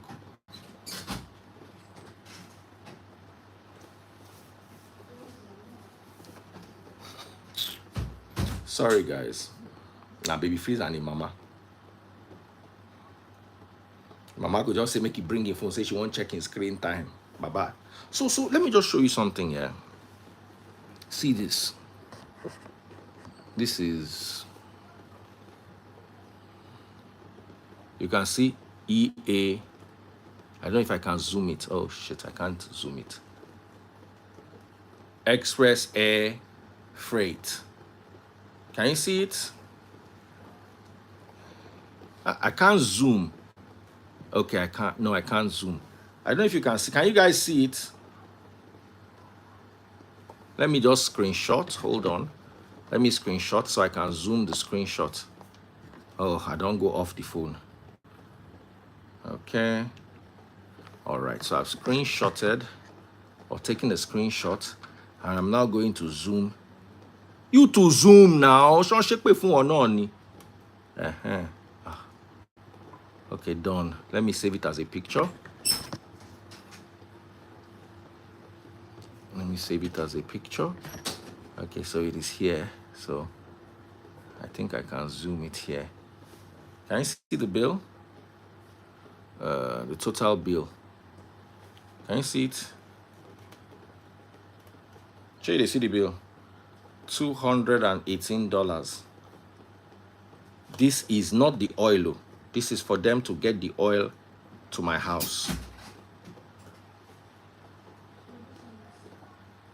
Show you the see. So Let me talk about my car. I use the best products. $218. That's the freight, because I don't want to buy oil in Nigeria. Why don't I want to buy oil in Nigeria? Because I don't trust my NIGGAs back here. They can't repackage anything. And the engine of my car is like 45 million naira. One of them had engine problem. Tokumbo engine, brand new, was like 40 something million. Tokumbo was like 20 something million. So it is better for me to spend $200 ship. It looks like a lot of money, but I'd rather spend $500 buying and shipping the engine oil of $600 than go and be looking for 20 million.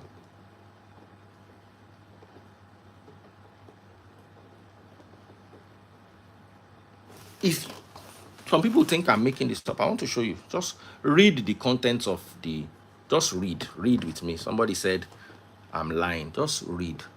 Achebi Ukuku know my name. Oh gosh, this thing should. Can you see? Show you, they see 6 pieces of Mercedes genuine engine oil of 1 liter. Show you, they see 1 box of Mobile Advanced Synthetic Oil.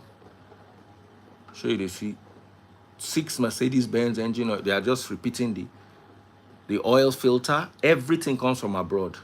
Show you, they see. Now I want to show you.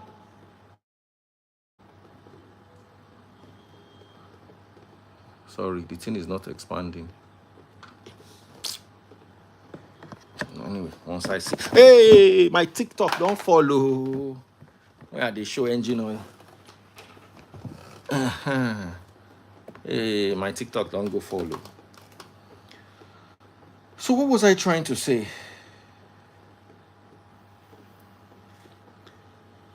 Owning my car.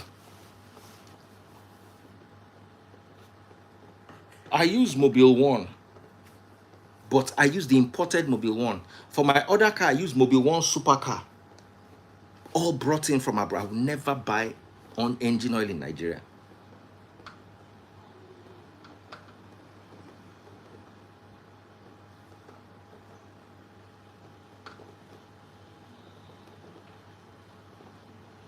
Mercedes-Benz has 2 types of service, A and B.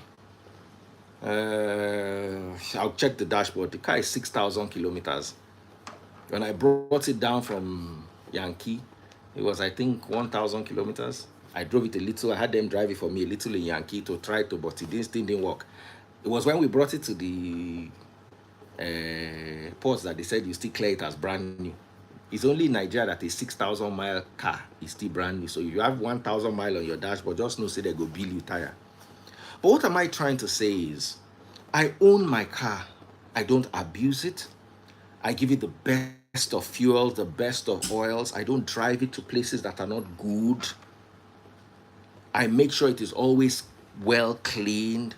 So the concept of owning something, let me tell you something. If I'm supposed to go somewhere and I don't have good parking, I will not drive my car. I'll take Uber.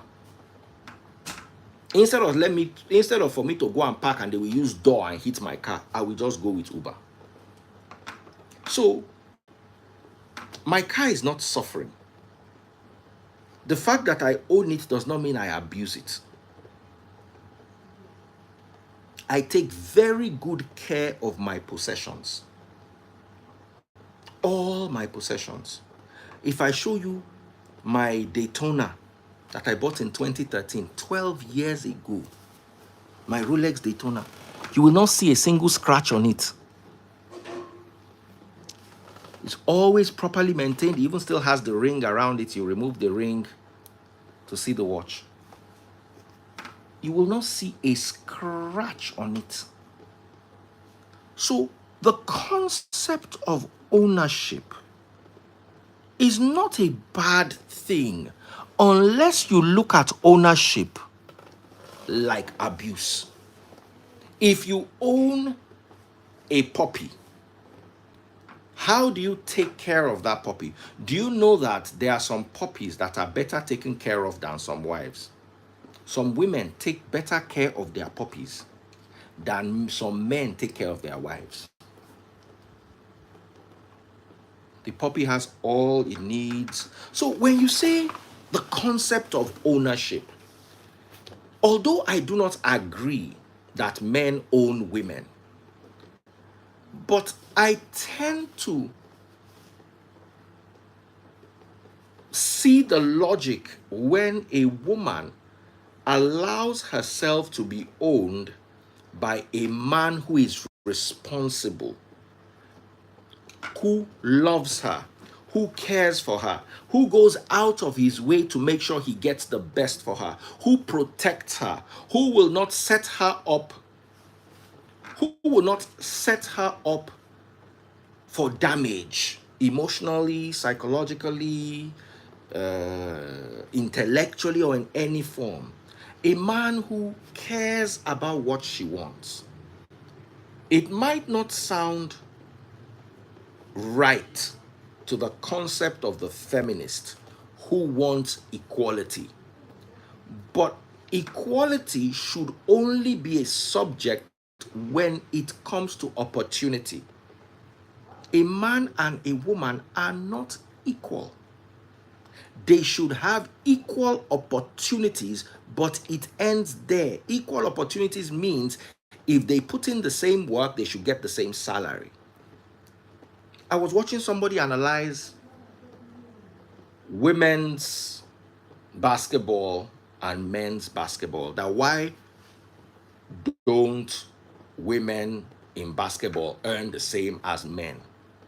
And somebody was like, the entire women basketball league earns $200 million a year, generates $200 million a year, while the male basketball team generates $4 billion a year. Women are actually earning more than men, because out of that 200 million that they are generating, if you compare your salary to it and compare the Jordan salary to the 4 billion that they are earning, or 400 billion, whatever the figure was, you will see that you are actually better paid than them compared to what you bring in. Let me give you an example. Imagine me as a man. Every month, I work for Cool FM and I bring in 500 million naira. And inside that 500 million naira, they pay me 1 million naira salary. Now, a woman is bringing in 20 million naira. And inside that 20 million naira, they are paying her 500,000 naira salary. Who is earning more? Me or her? Compared to the ratio of what we are bringing in. Who is earning more?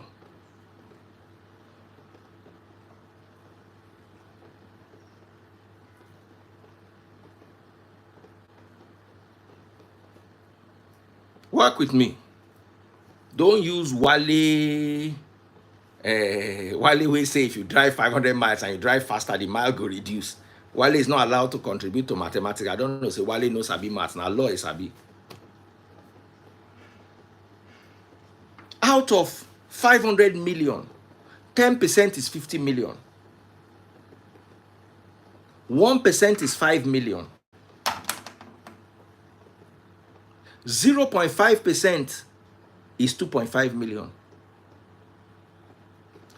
0.25% is 1.25.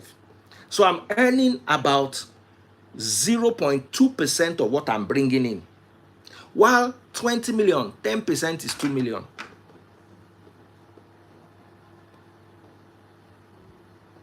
%5 is 1 million.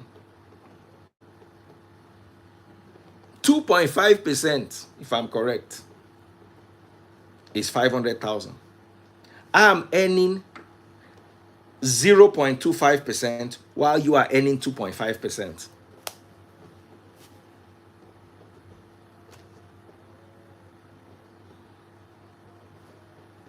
So I don't believe in any equality apart from equality in opportunity. But that we are equal, I no go follow you agree. Any way you like, make you think calm.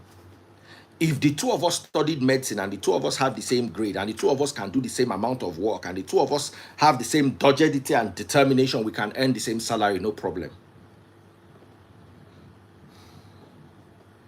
But not when my industry is bringing in 4 billion and your industry is bringing in 200 million and we want to be earning the same salary. You are cheating your system. You are cheating the system. The system is rigged. So, do I believe in equality? I believe in equality for opposition or for opportunities, and it ends there. And gradually, I'm glad that there was one those people where they change, that was not allowed to use a woman's something in the UK or so. I don't want to talk about it because these people don't like you talking about all these things. So, equal rights and equal opportunities does not mean equality. If you fight for equality, you are cheating the system. You are cheating the system.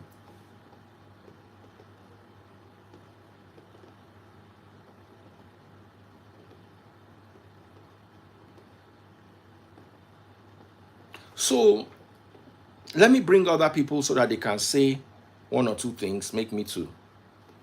I don't tire, make I go spend time with my family. Now only one person pop my money gun. Pop my money guns if you're watching on TikTok. I just use this opportunity to rant and... Rita, how are you? Where are you? Sir?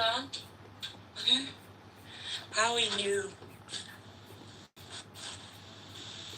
I'm fine. Oh, I did have a question. Go You ahead. mentioned, so would you have a problem if the woman was earning more than you? Just asking. Because of the Does it matter context if of you're into a Nigeria, relationship I anyways? wouldn't want my woman to earn more than me. Not because I mind, but because of how the family will interpret it if they see it. Let me explain to you. In Nigeria, people's parents and siblings believe they have a right to their siblings' income. And they will, one day story will come out that my wife is earning more than I am. The respect for me will dwindle because they will believe that I'm competing with them for their resources. It's a mindset thing. The woman itself will not have a problem, but you did not hatch out of an egg. You came out of a family, and the typical Nigerian family does not think straight. So, if I were Romanian, living in Romania, married to a Romanian woman, I don't care how much she earns. She can earn 10 times my income. But as long as you have a tie to Nigeria and you have a tie to entitled family members, the moment they will look at you like you are the one not allowing them to get enough of their child's earnings, because she go they carry you to as you not earn rich am. So you go they bring some kind leg of disrespect.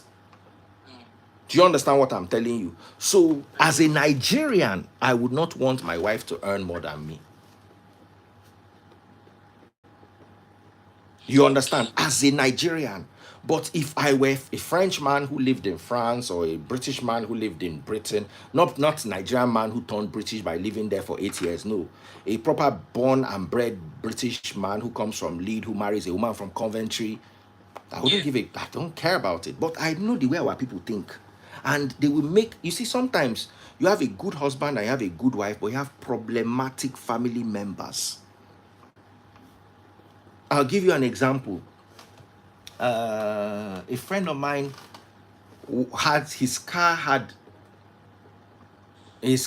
knocked or had a problem with the engine, and he wanted to buy a part. And then his wife's family needed some money. But he was trying to tell them that, look, let me sort out my car first. Now, sort you people out. What you people need this money for is not an emergency. If I don't have a car, I can't go to work. And at this same work, I dey work, where I take the pay on our bills. And they were like, why must you buy such an expensive? Can't you buy a cheaper part? So just because they wanted to get something from him, they pushed him to buy a cheaper part. Then he bought a cheaper part and the car now spoiled. You understand what I'm telling you? You live in Nigeria. The average Romanian does not believe his children owe him money. As I did like my papa believe, say, I must take care of him. Whether he get money or he not get money. This is the average Nigerian man's mentality. So when you have that mentality, marrying into a family of people that are subsumed by that mentality can put you at risk if their child is any more. If you are any more than them, it's okay. But once their child is any more than you, they'll be looking at you as competing with them for resources. Trust me, it's not a good feeling. Doesn't mean it has a... Personally, I don't have a problem with it. But because of societal construct, I've seen it damage marriages. This man is with our daughter. He can't even do well. She's taking care of him. She's the one. Because let me tell you something. One day, your family members will come to your house and see that the wife is the one paying the bulk. Women too will make statements like, how far now, darling? You were not able to buy gas. But you know, I paid the children's school fees this morning. You don't expect me to go and still buy gas. They don't hear. Say, so now our sister, they pay. You understand what I'm telling you? Why did you ask the question? Just because if that's the case, it just means that maybe submission is determined on the area, or the, submission in Nigeria is different from submission in abroad, Europe. So that's what I think. You see, that was why I asked that if question. you are earning less than a woman, it's hard to demand submission. Because for me, I feel it's both ways. Explain. It doesn't destroy it doesn't destroy the dignity of the other. It's just you supporting each other. Explain. I feel that both parties should submit to each other. You ask for each other's approval, because it's a relationship after all. It shouldn't be one way or one-sided. I just feel... You see, there are two ways to look at it, and no way is by any means conclusive. One is the people who submit both ways, like they do abroad, have achieved more than we in Nigeria who submit one way. But then the societal decline abroad is way worse than the societal decline in Nigeria. There is so much confusion. A child is born, they are not sure of their gender, they don't know what really applies. The society is confused. So it's inconclusive on both ends. Me, even if my wife submits to me, there's no major decision I want to take in my life that will not involve my wife. There's no major decision. Do you understand? Even if she submits to me, there's no major decision I want to take that will not involve my wife.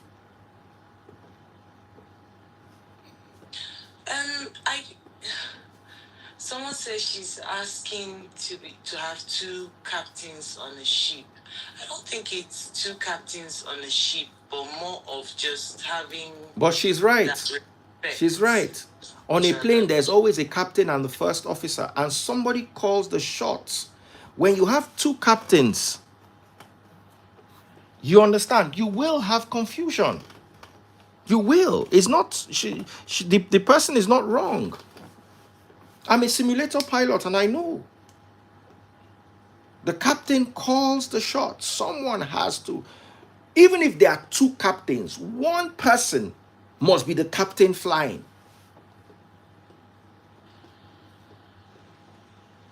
It's called PM and PF, pilot monitoring and pilot flying. One person has to be in charge. Whoever sits in the left seat is in charge of the plane. So you can't just have two people It's like me and you enter an aeroplane. You want to fly to Abuja, me, I want to fly to Kaduna. We will not get anywhere. Okay, what is the? I haven't really checked the full definition of submission, because maybe there might just be an urban meaning of submission in which we have now just twisted to just be. Two, in a plane, you can have two captains, yes. Captain in aviation is somebody who has the 4 stripes. You can have two captains. Like President Tinubu's plane, he has 2 captains. You will not have a first officer. Let me call a pilot now and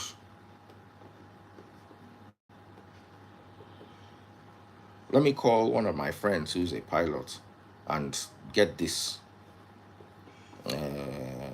I hope he's available.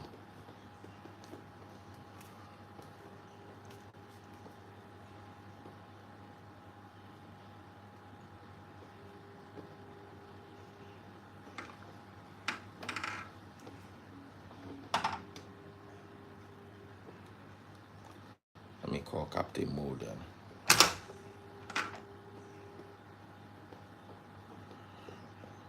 Captain, you don't sleep?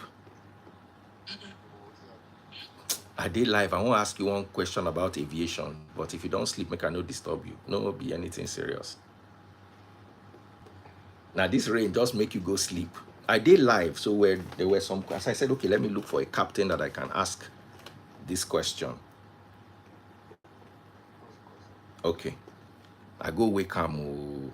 So in a situation, for instance, you have Air Force One or Nigerian presidential plane where both pilots are captains.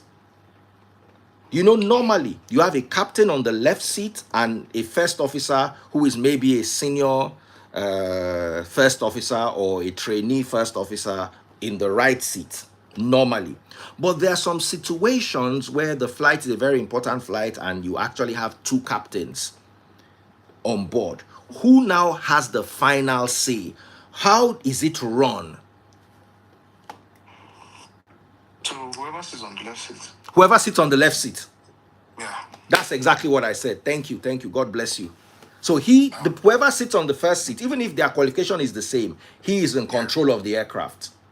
Yeah, the pilot on the left is in control. All right. Sorry for disturbing. I go hail you tomorrow. We'll go gist. All right, brother. Bless you. I can't believe I woke him. But I was right. But you see, I always like, if I'm on what did I say? I said whoever is in the first seat. So somebody has to be in charge. You understand? So even if we are both equally qualified, somebody has to take that final. Because let me tell you what the captain does. Control is mine. Once he makes that announcement, you have to hand over the controls. I'm a simulator pilot, and I can tell you that those words, control is mine. You leave it. He's in charge. The man in charge has taken charge.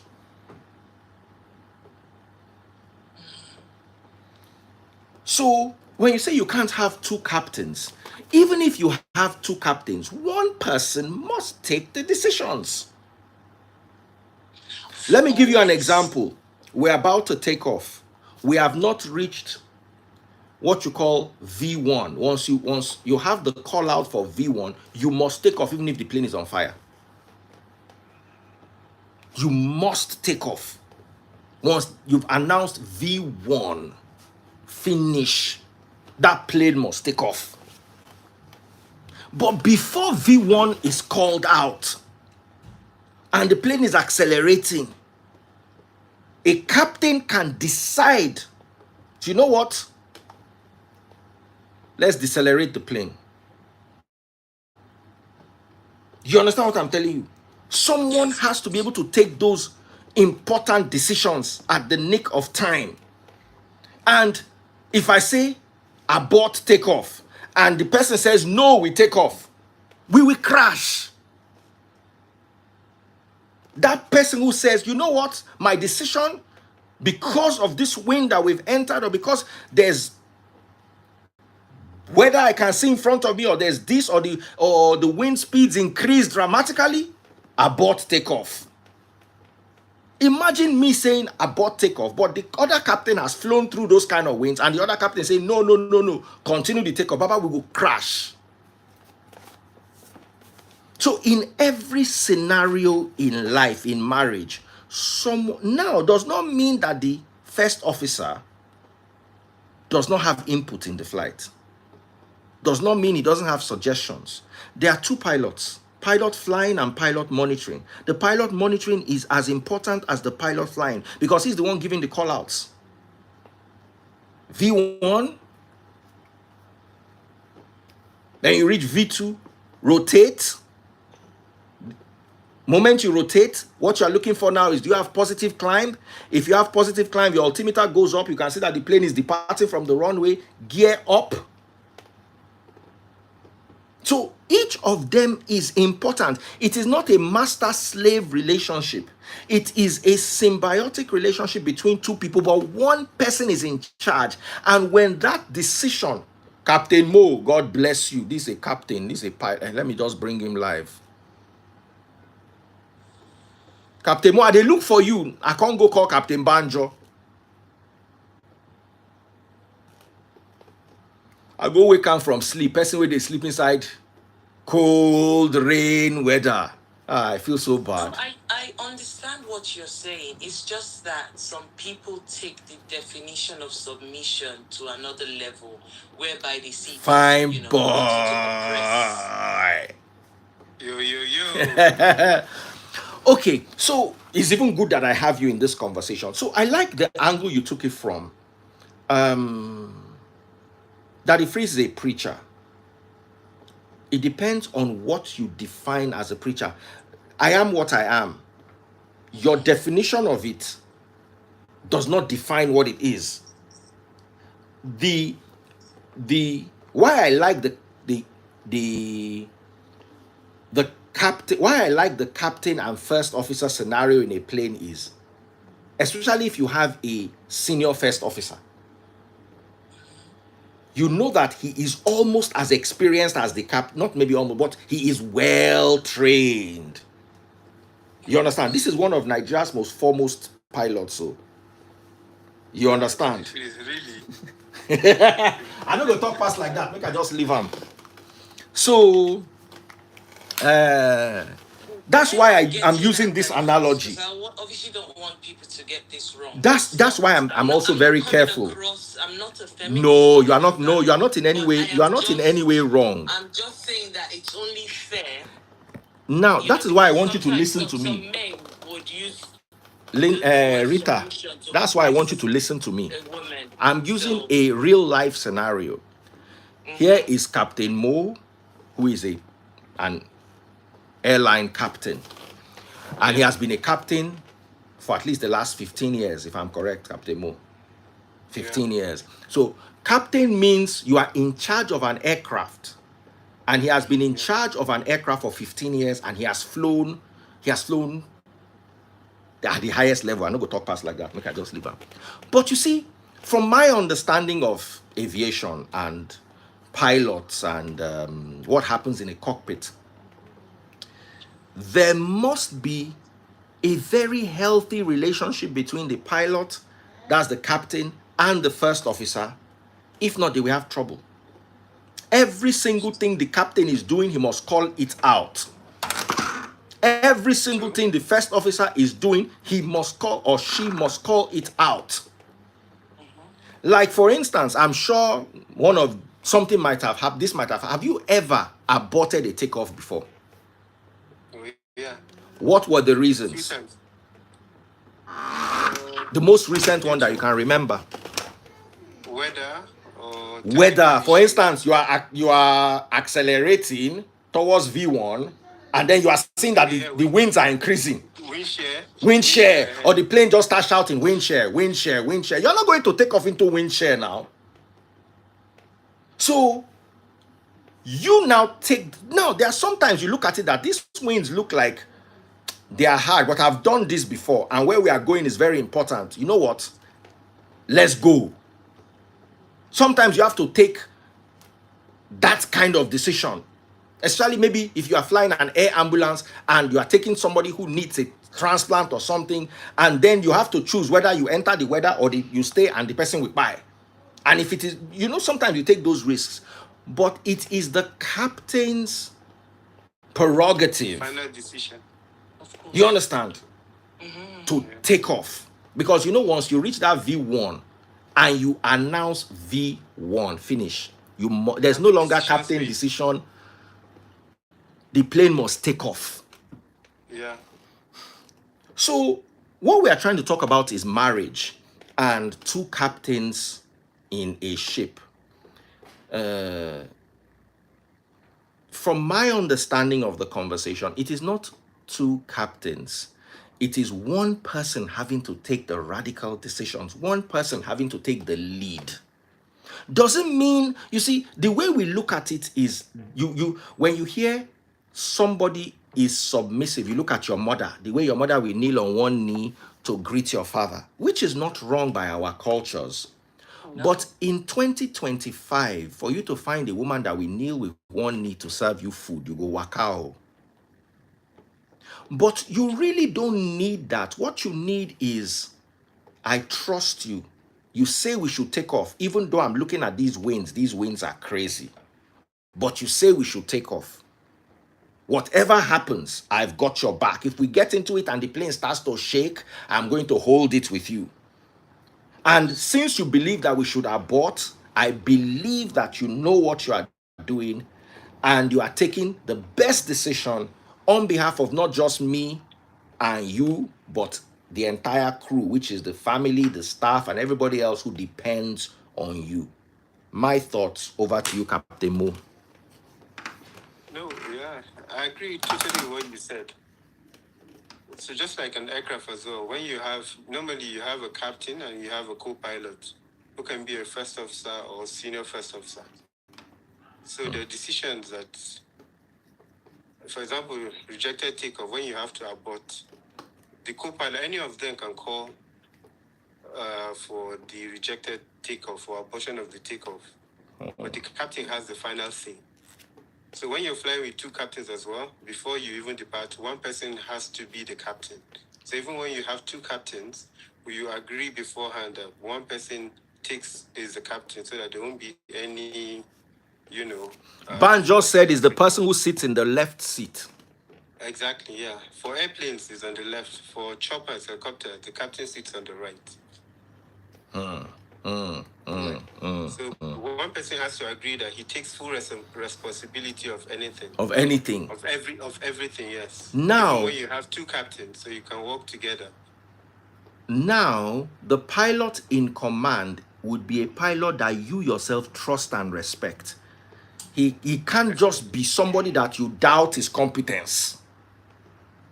Imagine me and you, for instance, you've been a captain for 15 years. Me, I only just managed to be a captain because I'm married to the daughter of the owner of the airline. Do you understand?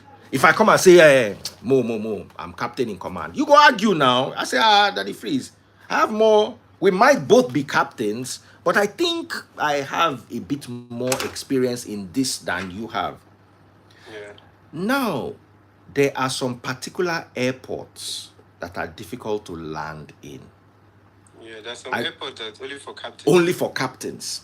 So now let's imagine that you are a captain with 15 years experience, and I'm a captain with 6 months of experience, but I've consistently flown that route. Yeah. You understand? I have more experience with that particular route than you do. It will only be logical for you to hand over to me because to you, definitely. In that particular field, I have more experience. When you bring this into marriage, it can be that the wife has more experience when it comes to choosing a school for the children. Men sometimes choose school out of ego. That's where all my friends send their children. That's where all the billionaires send their children. That's where people have money. And the wife might just sit down and say, no, I want my son to go to a cheaper school because I think he's going to learn this, this, and that. Sometimes it might be medical. For instance, as you be captain now, if you enter aeroplane, now waiting you talk, everybody go listen to you. But you married a wife who is a son. Then inside where they fly the aeroplane, legal issue arise. You go just take a step back and say, darling, this is over to you now. You have controls. Yeah, control is yours. Control is yours. Or as you are flying, your wife is a medical doctor. She's sitting in the plane and somebody has a heart attack. Even though you are the most qualified person to fly the plane, you are not the most qualified person to attend to somebody who has a heart attack. So at that point, you look at your wife and say, control is yours. My point exactly. That was what I was trying to get at. Yes. Explained it properly, but aside from that, I was coming from an angle as well of empathy in the relationship. Okay. That, as a man or as someone in a relationship, I don't feel that the man should just take all the burden. Do you understand? This is just from an empathetic point of view that it should be shared. So, but well, for another person or another man, you might then see that he just wants to be the man, and So I was just coming from an empathetic point of view. I agree with you on the reason, not on the empathy. Okay, so when it comes to life decision, that's why I like the plane analogy.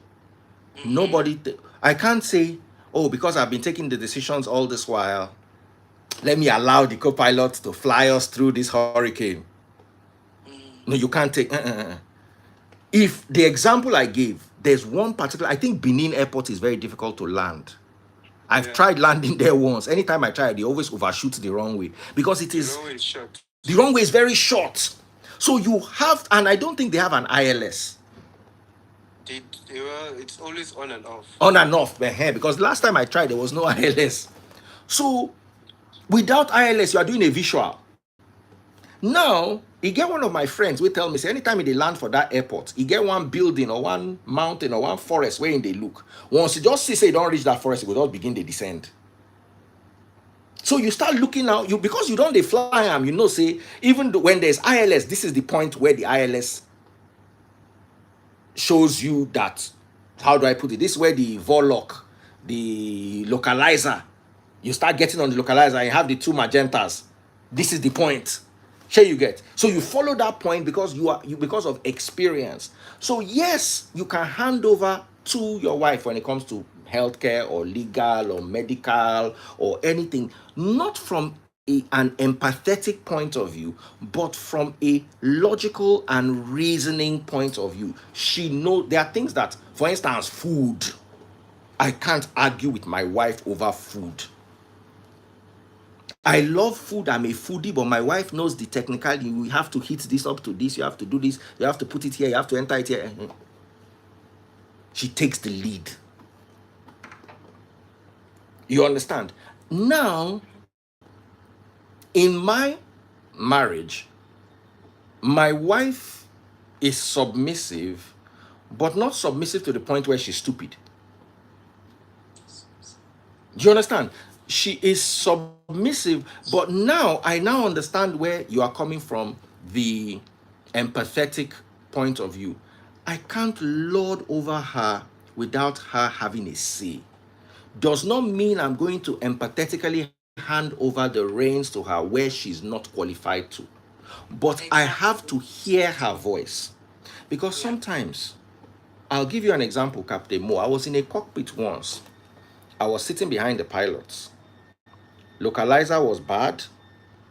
We're descending. One of the pilots was fixated on trying to stabilize the plane, the captain, while the first officer was peeping out of the window looking for the runway. It was Hamatan, and localizer was bad. Now, while this person is trying to hold the plane, they had gotten off the autopilot, don't come out for autopilot. Now, as they went off the autopilot, I don't think it's either they bugged the wrong speed or the auto throttle was not on.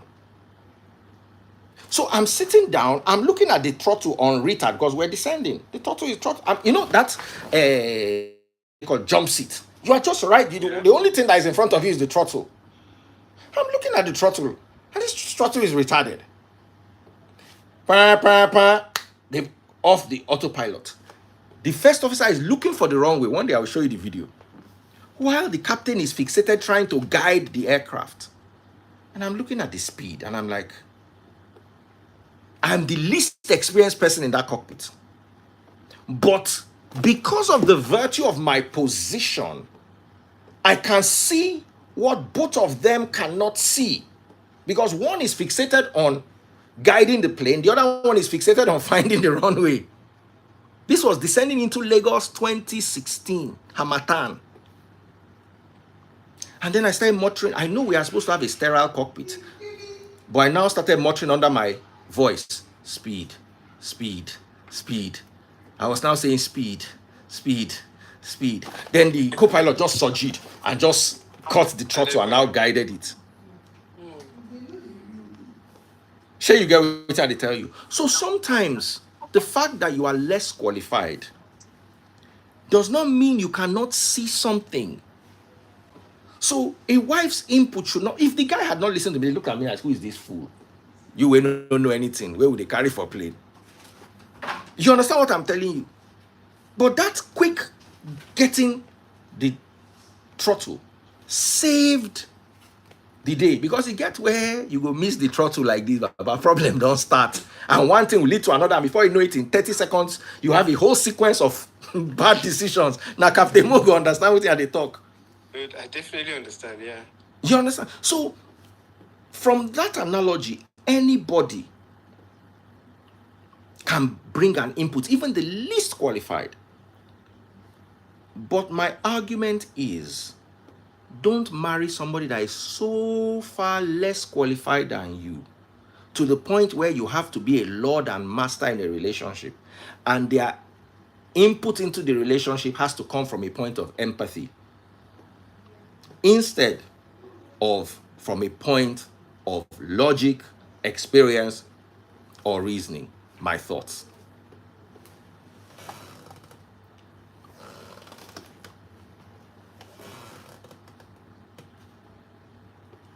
Rita, how you see what I talk?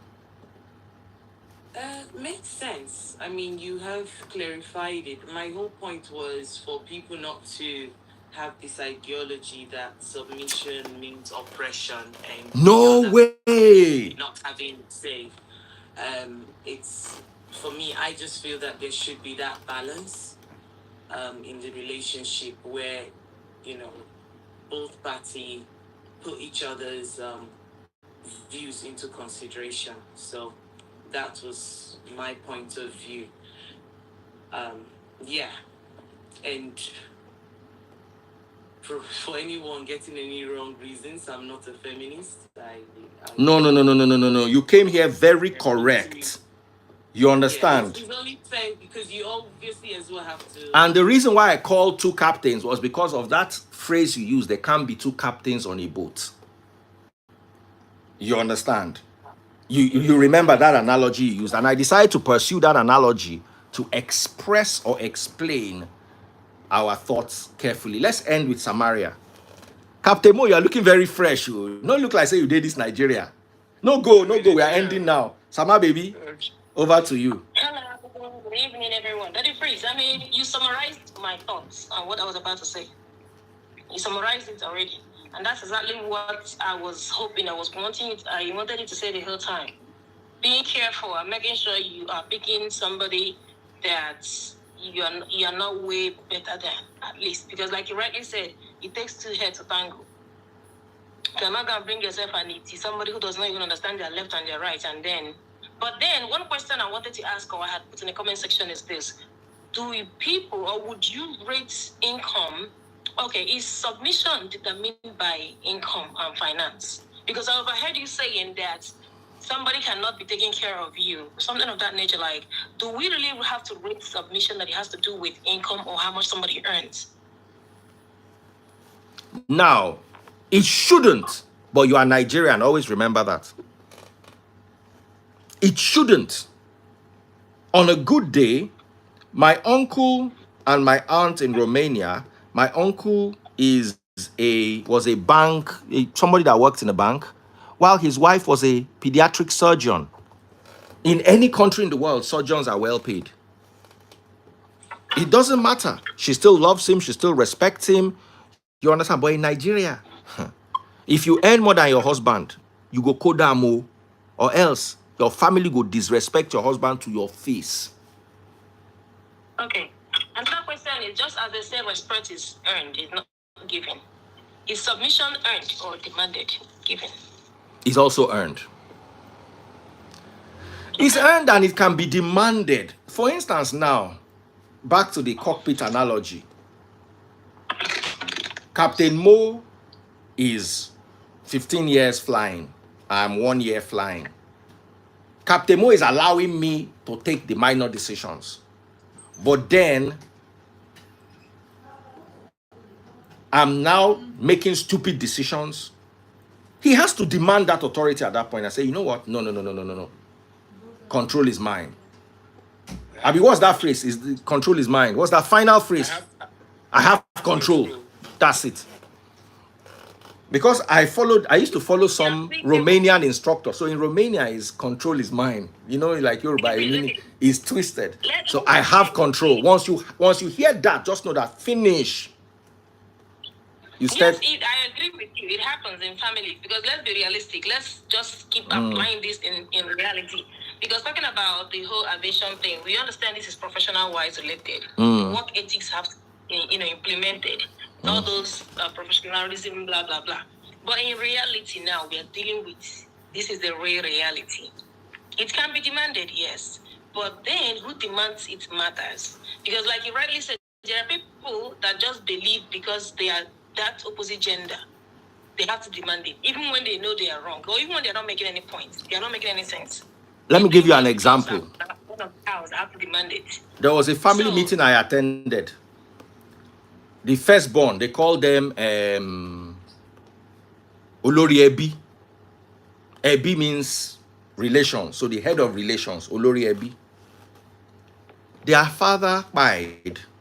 Olori Ebi now said they should keep him in the mortuary for a year so that he can get his chieftaincy title because he wants to bury him as a chief.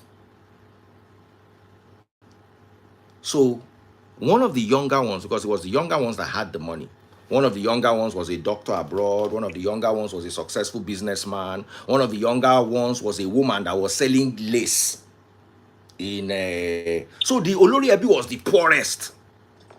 So he wanted to collect chieftaincy title. So they now asked, they said, this mortuary, are you going to pay for it? He said, no, that we will all pay for it. Okay, inside this we will all. How much is your contribution inside? You might be our Olori Ebi, but we are not going to keep our father on our bill in the mortuary for 1 year so that you can go and get your chieftaincy title. So at that point, he's making a decision based on emotions, based on ego, and he's going to be stripped of his authority. Do you understand, Samaria? So he's now telling you that I am Olori Ebi. You are Olori Ebi? Okay, let's say they say 4 million naira is what they will use. Do you have 4 million naira? You don't have. Now we go still bring the 4 million naira, but now you be Olori Ebi. It no go work. You see, that's the point. So in your leadership as a man, you have to be logical all the time. Do you understand? You cannot rule, you must lead. The submission in a marriage is not a rulership or a how do I put it, a kingship. It's a leadership. And leaders lead with sacrifice. That's it. Go and read the Bible. David was right there at the forefront of the battle. He was there he was not from the back. Go and read Julius Caesar. Julius Caesar was right there in the battle. He was not sitting at home saying, they've not conquered them. Oh yeah, send another 400 troops. have a good husband, I have a good wife. Captain Mo, over to you. No, Daddy Freeze, you're the master in this now. You No, said no, no, all no, that no, no, needs no, to be no, no. said. Make her like captain and first officer. Now you be captain. I hand over to you. No, You are in you have control. control. You are in control. You have control. You have control. You have control. I'm not ready to take control. I know there are times and situations that you're not ready, so you give the other person control. So the problem is Nigerians have bullies as husbands, not leaders. And when you try to bully, you meet resistance. When you lead, for instance, if I tell my wife that you know what, I want us to buy a new house, and the house is worth 100 million. Here is 90 million. Please, my darling, help me find the rest. You understand? You have shown leadership. But when it is you say, okay, want a new house, baby, the house is 100 million, drop 50 million, then you'll be paying the rest later. That one not be leadership again. That one are bullying. I'm just giving little examples here and there. I may be wrong in my choice, but that's from my understanding. That's why I want somebody more experienced in marriage. Captain Mo, how long have you been married? About 12 years. 12 years, okay. Yeah. Me, I don't do one first one, 10 years, the thing fail. I don't do another 10 years again now. Wow. So you see, you're the grandmaster. No, may not turn out like that. Happy anniversary. Rita. This is to say that yes. Sorry. Continue, Samaria. Then Rita ends. Then we end. Say that. What was I even gonna say? I see. Okay, me, the way I perceive submission, right? I don't see it as a financial status related thing or something that has to be demanded. I see it that because I've seen people who may not even be earning as much as a partner. Let's say a man who doesn't earn a lot. And still, because he's calm in his words, he still leads and he still gets that submission. You can get it. It's what you present, it's how you lead, like you rightly said, that will determine what you get. Whether you're earning more or you're earning less. That's the way I see it. Thank you very much. Somebody sent me $10 on YouTube. It's been long since I collected all these super chats. So I'm just so busy doing this work of God. I know they even remember to advertise the thing where I come here, can't do. Pop my money gun if you're watching on TikTok. We continue tomorrow. Obianuju Kwento, thank you so much for all your love. So, Rita, you are closing today with your beautiful eyelashes. I will end it off by saying it's not a competition. Yeah, in a relationship is not a competition. And of course, as the saying goes, the man is the head, the woman is the neck. So the head cannot just suppress the neck. The head needs the neck. And I think there just needs to be that balance. And based on my own 14 years of marriage, blessing, I'm missing you all of here. Yeah. If I add my own 2, I senior you. But it's got to be a balance. And yeah, I like how you explained everything. In all honesty, it's clear, and yeah, I think you did well with the explanation. Samaria, anything to chip in? No, that you said it all. I was waiting for you to say the last thing you said, and you did say it right. Captain Mo, you are in control. The one I would like to add, someone once told me this was like 12, 14 years ago, that every relationships are like fingerprint. So that means every relationship is different. What worked for you might work for someone else. What worked for someone else might not work for you. Do you agree with that? 100%. 100%. Yeah. That's the best way to end this tonight. What is like every single landing is different. It's like every single childbirth is different. If you have 2 children, I go understand, say the first and the second will be the same. Even the 2 pregnancies are not the same. One you go vomit tired, the other one you go just day. One your leg go swell, the other one your leg no swell. You understand what I'm telling you? So you have to always factor that thing in life, that things will happen. Temperaments are different. When hey, Omolola Falusi. People just they send me super chats. Now, so when I enjoyed the topic today. Oh yeah. If you're watching on Facebook, buy my star. So thank you so much, everybody. Thank you for this opportunity.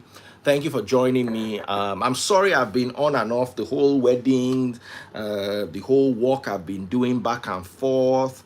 So much is really crazy, and the new direction of my page. But I promise that tomorrow I'm going to make time out and we're going to sit down and talk and have a good conversation. These conversations are important for all of us so we can learn. It's not my conversation, it's our conversation. Maybe because I've counseled many couples, I can pick from the world of experience around me.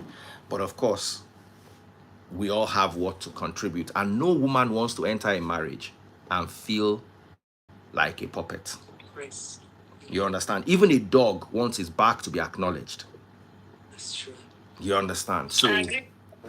So you always make it better when you have women who you allow to blossom. Take care, everyone, and God bless you. Thank you, Captain Mo. I go DM you. All right, no problem. All right. Bye. Bye, everyone. Thank you.